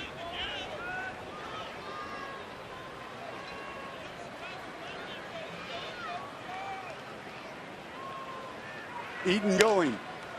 As Cabrera chops one unassisted on the bag. It's Moreland, and the side is retired. So we go to the bottom of the 9th in a 1-1 ball game right here on Comcast Sportsnet. And for the Rangers, to Shields, Chu, and Fielder.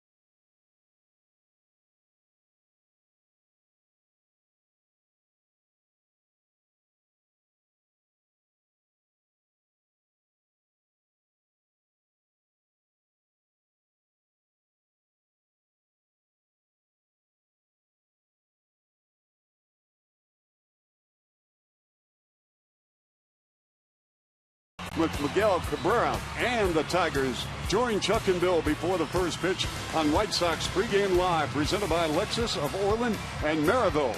Coverage begins at 6:30 on CSN+. Dan Jennings is throwing in the bullpen. He's undoubtedly coming on for Chu, Fielder, and Moreland, who are coming up after DeShields, making DeShields probably the key out of the inning because he's their speed burner. He was picked off easily in the 7th inning by Zach Duke, only to outrun the play at second base and record a stolen base. Webb on the mound for the White Sox. And here's the pitch to Delano DeShields, who's 2 for 4 with runs scored tonight. He's batting .294, and he's got some big-time speed.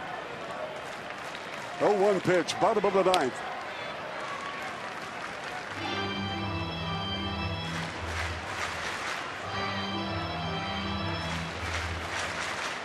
One 6-0 for the White Sox, 1-9-4 for the Rangers. White Sox have stranded 10 runners. Texas 11. It'll be DeShields, Chu, and Fielder here in the bottom of the 9th against Webb. Check swing. And he had a called third strike. This looks like a break. Paul Noward on the call. It's just off the outside part of the plate. And now he might have gone too far. That's the look Paul has, and he said, yes, indeed. The bat was out there, and have a seat. So the leadoff man goes down, punched out by Webb. That's going to bring on Chu, who's 0 for 2. Walked twice, struck out twice. The pitch.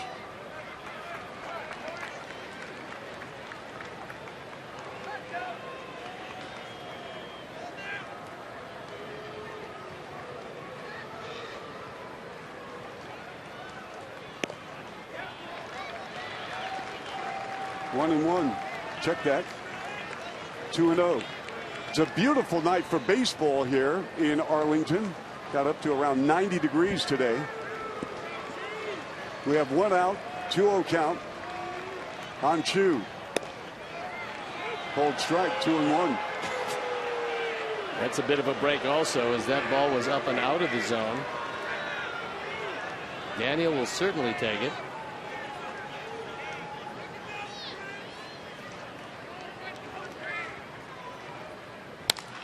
That ball is well hit. Garcia with the grab and a liner.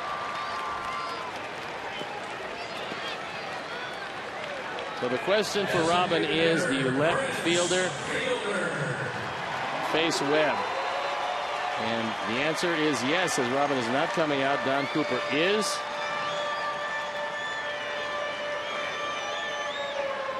Fielder is 2 for 3 tonight with an RBI. He's also walked. He's batting .360, leading the American League in batting.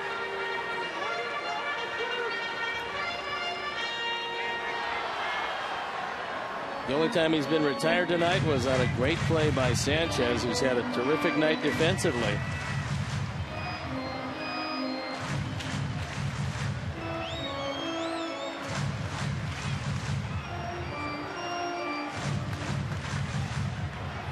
So the meeting is over, and that's going to set up the duel here with Webb against Fielder. We have 2 out, nobody on. 1-1 ball game, bottom of the 9th inning here at Arlington. A big swing at the best spot, Fielder. Took a little something off that one, threw him a changeup, and he had Fielder well out in front of it. Fielder with 10 homers on the season. The pitch. 1-1.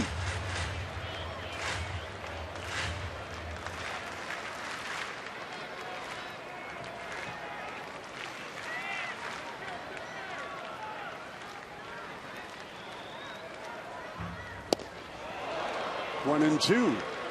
Great slider by Webb as he dropped that one low and into Fielder, and had him swinging over the top of it. 1 ball, 2 strikes.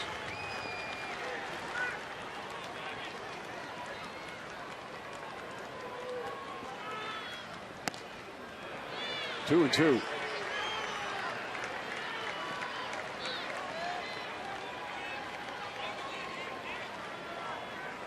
Fielder had the night off last night. He did play Tuesday, went 1 for 5. 2-2 count, 2 out to pitch. 3-2. Mitch Moreland in the on deck circle.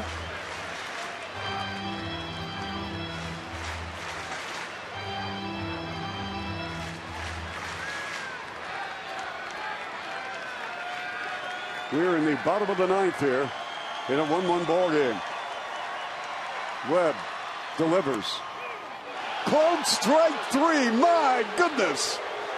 Webb punches out Fielder. So Webb gets Fielder here to end the bottom of the ninth inning. Slider catching just the outside corner, and we'll be back for extra innings.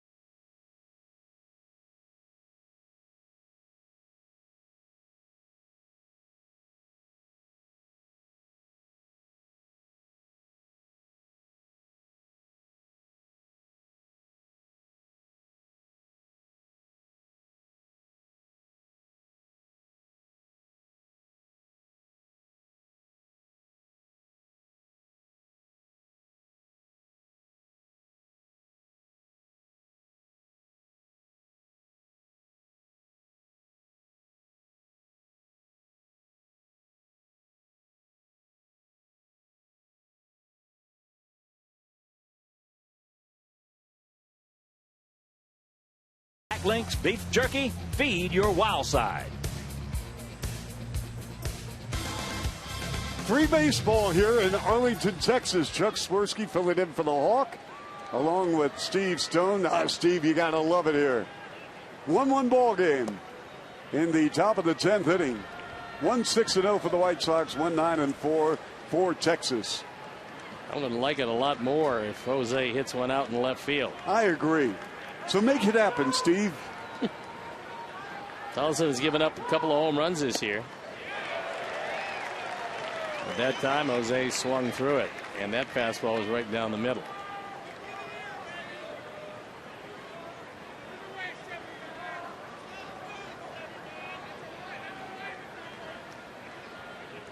Abreu is 0 for 3 with a walk tonight, batting .282.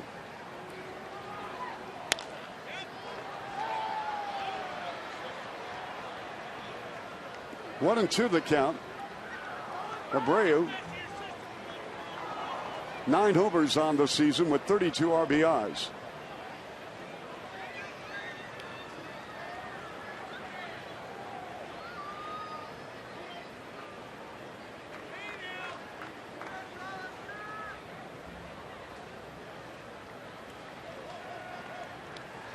Here's the pitch from Tolleson on a 1-2 count. Swung on. A drive to left center. Martin makes the catch.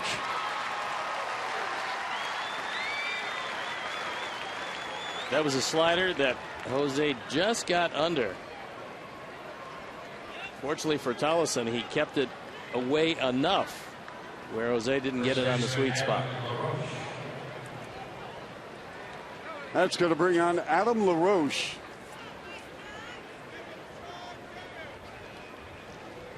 And they're going to severely shift with him up again. Andrews on the first base side of second. The pitch. Called strike. Martin is way back in center field. Is the outfield playing a whole lot deeper than normal? Adam is 1 for 4 tonight. Up the middle, and the toss over to first, and we have 2 out. Normally be a base hit, but they were playing him perfect.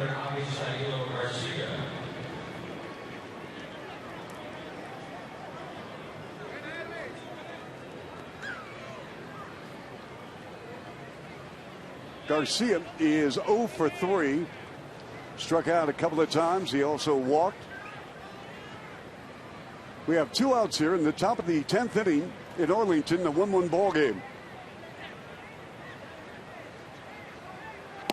White Sox, after the ball game, fly back to Chicago, open up a weekend series against the Tigers. And the Rangers are off for a week on the road starting tomorrow in Kansas City. Tollefson on the mound for the Rangers against Garcia. There's a ground ball to Gallo. Gallo fires across to first. And for the White Sox, they go down 1, 2, 3. We go to the bottom of the 10th for the moment.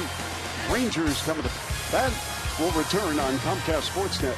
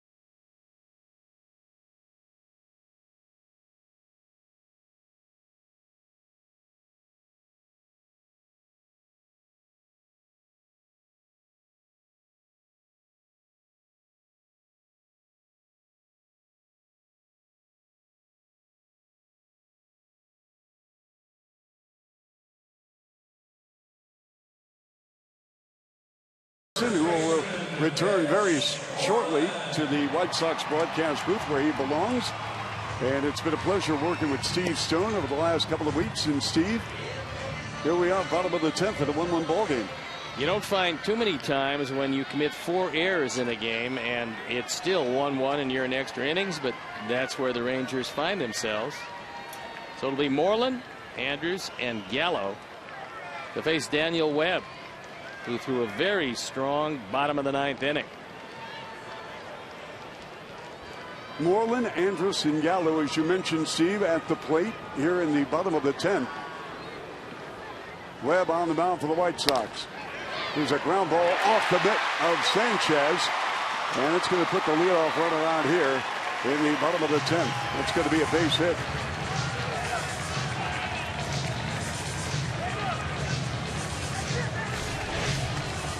You got a first ball fastball, and it seems to pick up speed when it hits off the dirt. I've been telling you that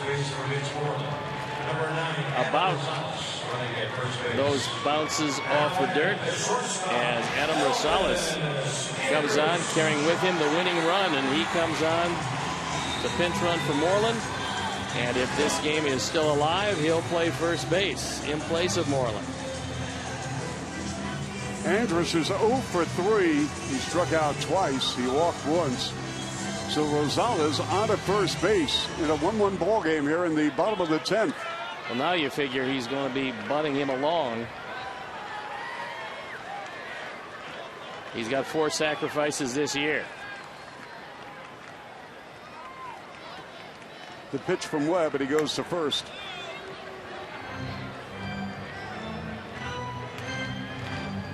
Steve, you've seen Rosales. How much speed does he have? Not enough for you to expect a straight steal. He's stolen a couple of bases, but he's been caught 3 times.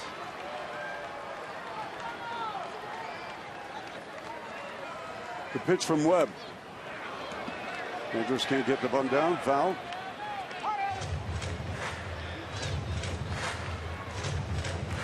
Beasley giving his set of signs. Tony Beasley came over with Jeff Bannister.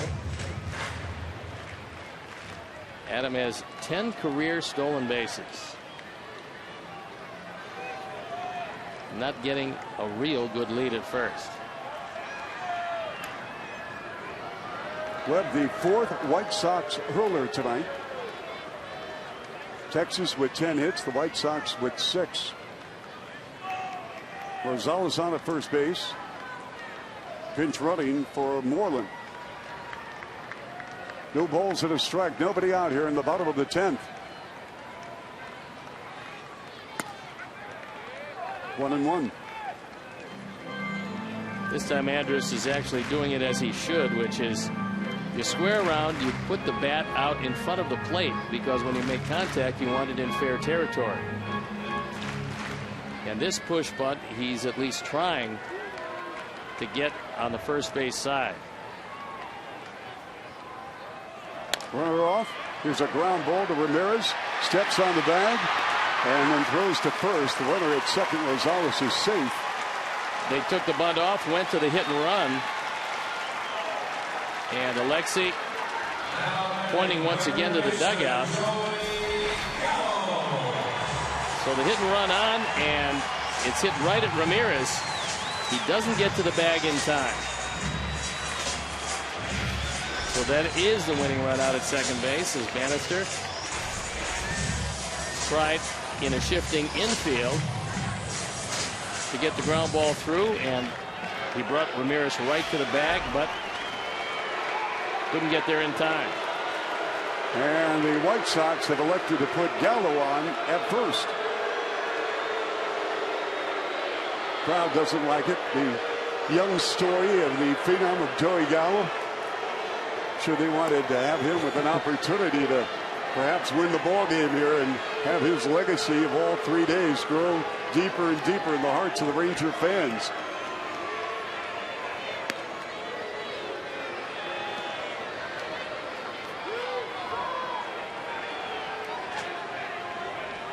So the White Sox walk Gallo intentionally. Rosales on at second. And Don Cooper coming out once again, and how they want to work Chirinos,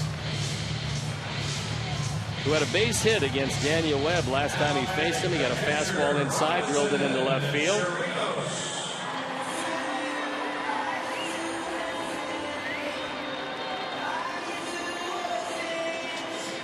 Chirinos is 1 for 4. And while this trip to the mound is taking place, Rosales goes over and talks with Tony Beasley, the third base coach.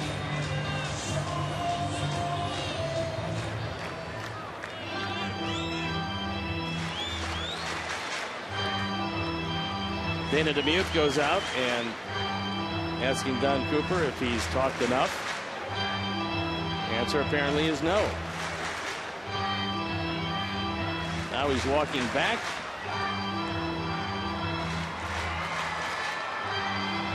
Runners at first and second for the Rangers. Adam Rosales out of Maine South. He then attended Western Michigan University. He's the go-ahead winning run on at second. Gallo on at first. We have one out here in the bottom of the 10th at a 1-1 ball game. Webb on the mound for the White Sox. Chirinos at the plate for Texas. And the pitch inside. That one almost hit him.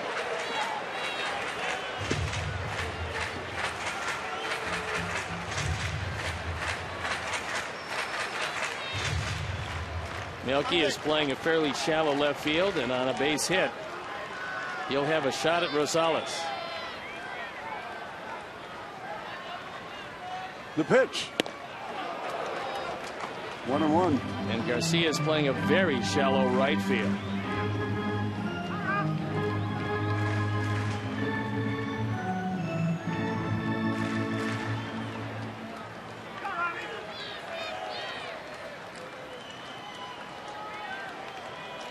Webb gets the sign. Here's the 1-1 pitch with one out. He steps off the rubber and resets.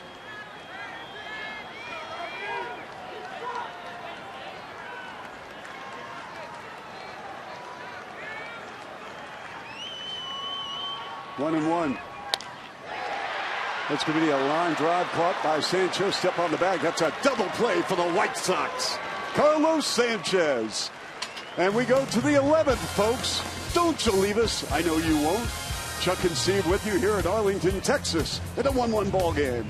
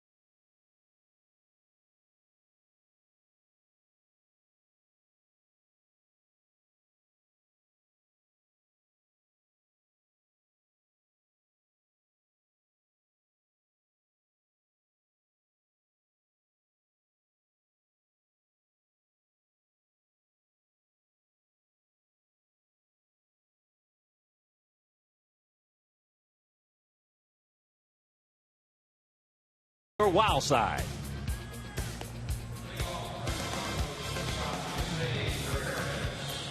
Adam Rosales takes over at first base, and Tanner Scheppers comes in the ball game. Scheppers came on yesterday and ran into a base hit by Beckham and a home run by Flowers. He's 1-0, his ERA up over 6. 8 walks, 10 strikeouts. And he's got to face most of those same guys again. With Alexei Ramirez stepping in against Scheppers, the 6th Texas pitcher. We're in the top of the 11th inning here in Arlington. Always a pleasure. We thank you so much for having Comcast Sportsnet on, catching White Sox baseball. Ramirez is 1 for 4, batting .227. He's left 5 runners on tonight. And that one fouled right off his leg. So he'll walk around for a bit. Ross Detweiler brought over from the Washington Nationals and just activated. Yeah, with Hamilton, Josh Hamilton going on the DL. In fact, Hamilton reportedly out 3 to 4 weeks with that hamstring injury. Here's the pitch from Scheppers. 2-1 count. 1-6-0 for the White Sox, 1-10-4 for the Rangers. Two teams have combined for 22 stranded base runners. Scheppers winds and delivers. There's Ramirez with a fly ball to center field. Back it up. And that's Martin with the grab. That ball hit very well, but the outfield playing much deeper than normal. And Martin, right in his tracks, made the catch. We'll bring on Gordon Beckham. And Gordon is 1 for 3 with an RBI, hitting .286. One out here.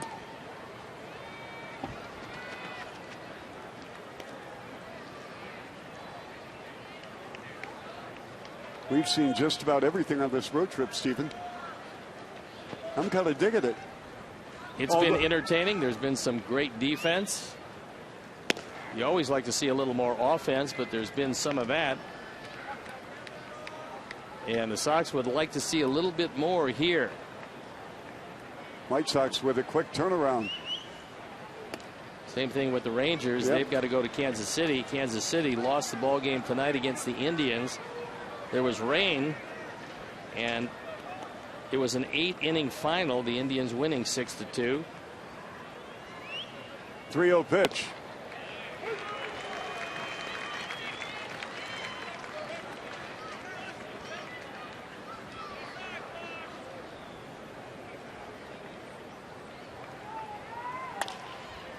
Ground ball. Double clutch and the throw over to first. And the White Sox have 2 gone here. So Gallo, who committed 2 errors in his first 2 chances tonight, has fielded the last 2 ground balls cleanly. Has to give a little ground here. He's got a very strong arm. That's not a problem. And he throws a strike over to Rosales.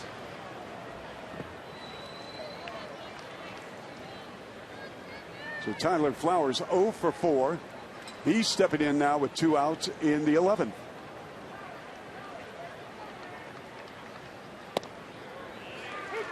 And Cheppers remembering the fastball that Tyler hit out of the ballpark last night.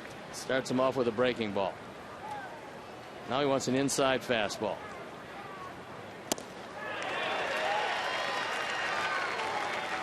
Just like that, Tyler down in the count 0-2.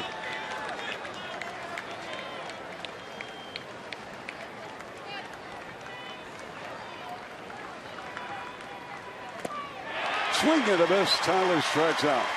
So we go to the bottom of the 11th. 1-1 ball game here at Arlington. White Sox and Rangers on Comcast Sportsnet.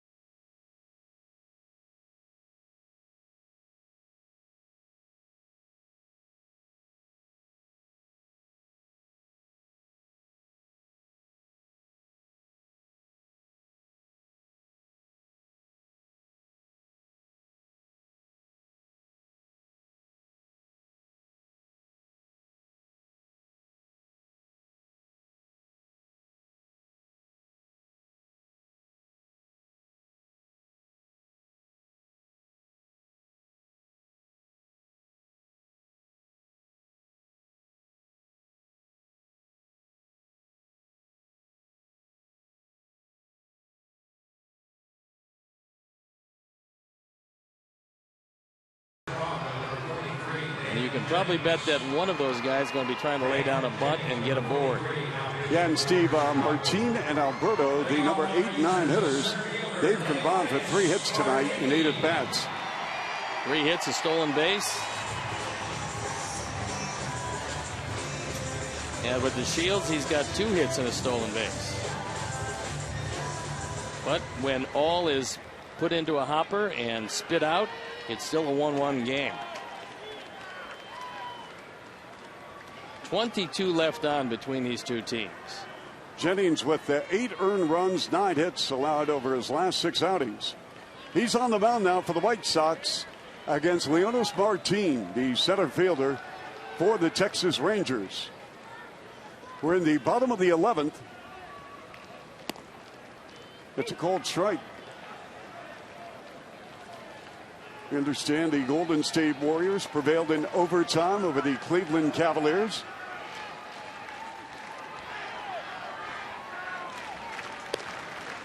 One and one.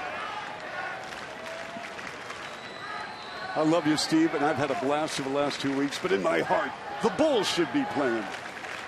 It would be very nice, but they just kind of ran out of gas against the LeBrons. 2 and 1. I do, however, like the Steve Kerr story for Golden State. Yep. He's a terrific guy. I've talked with him many times in the past. I'm sure you have also. 2 balls and a strike. Bottom of the 11th here. In Texas, Jennings winds, delivers. That's a called strike. 2 and 2. Give me an idea about Jennings. You've seen him now over the past couple of weeks on this trip. He's got a good enough slider to be successful. Occasionally it rolls on him and then he has some problems. It's been his control that's been somewhat problematic, but when the control is good, he can be pretty tough. Martin up the middle for a base hit, and the leadoff man on here in the bottom of the 11th for the Texas Rangers.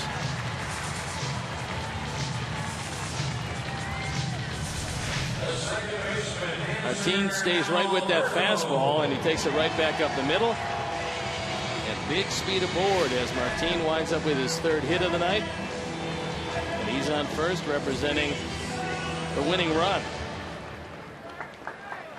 Alberto 1 for 4. And again, has a base hit in all 6 of his major league games. He hit a ground ball right at Ramirez. He turned it into a double play, an outstanding double play that saved the game for the moment. There was 3 straight hits. And Ramirez got the ball to Sanchez, who was able to get the throw off even though he was upset, and ended the inning. It was a great piece of defense by the Sox. Dan Jennings, the pitch. It's a foul ball.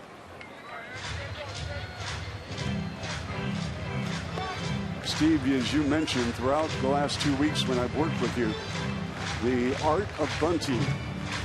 It's a lost art by most. The execution, just not right. You drop the head of the bat, you see a lot of guys pop the ball up. 0-1 the count, bottom of the 11th. Rangers with the leadoff man on in Martin. He's at first. Jennings. The bunt drag on the first base side, and LaRoche tags out Alberto, but Alberto does his job as Martin now, the winning run, has advanced to second base.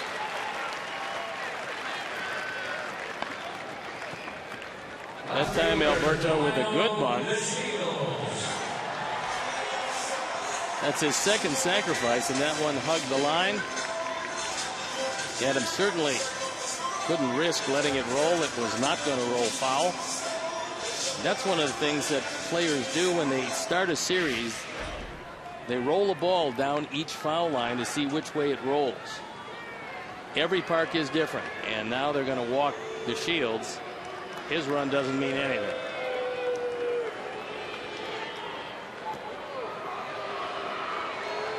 Chu will have an opportunity now. He's 0 for 3. Struck out twice against Carlos Rodon. And if you just joined us, folks, regarding Rodon, how about this? Gave up a run, 5 hits in 6 innings, struck out 10, walked 3.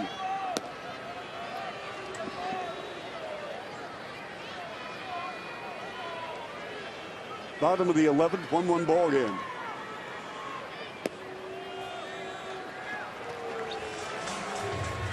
So the Shields goes to first, but again the lead run is Martin at second. Hector Noese throwing in the pen,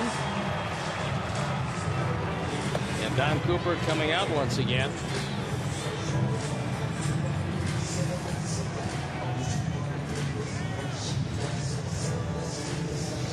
So give me an idea, handle what's happening here on the mound.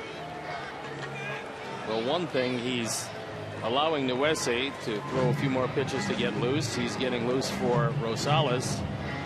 If this game continues to go on through Chu and Fielder. But he's going over with Jennings the plan to get out Chu.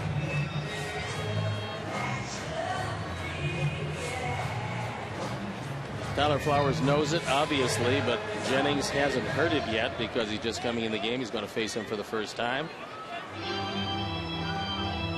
And for Don Cooper, just an excellent weight loss program because it's 1 billion degrees here with 100% humidity, and he's been to the mound seemingly 10 times tonight. Hopefully we'll have that warm weather in Chicago over the weekend for the Tigers series.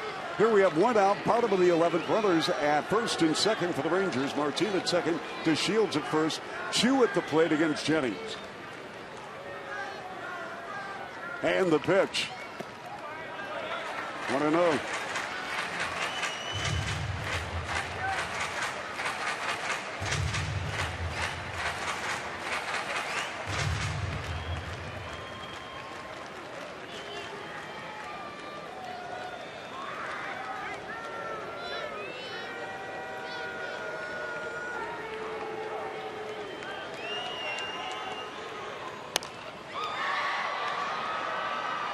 Is going to make its way to the seats to our left.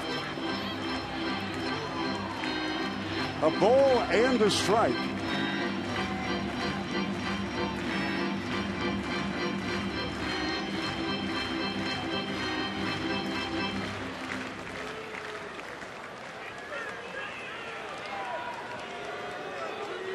DeShields really has only one job, and that is on a ground ball. He's got to break up two.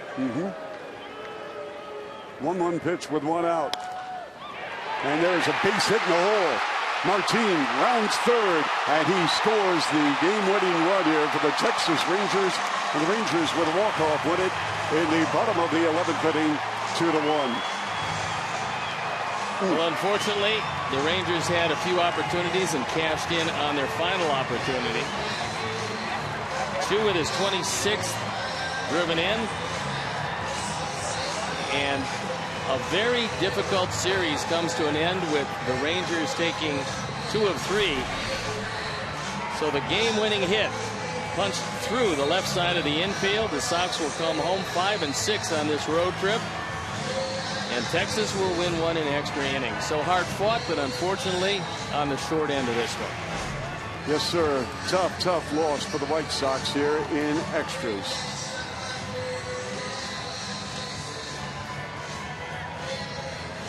So that's the final. Rangers win it in 11 on the final score of 2-1 for my broadcast partner, Steve Stone, our director, Jim Angio, our producer, John Waldron, our associate producer, Dave Ross, our tech manager, Mark Harper, and for the executive producer, Jim Porto Jr., this is Chuck Swirsky saying so long, everyone. Coming up next, Subaru Postgame Live with Chuck and Bill. You've been watching White Sox baseball on Comcast Sportsnet.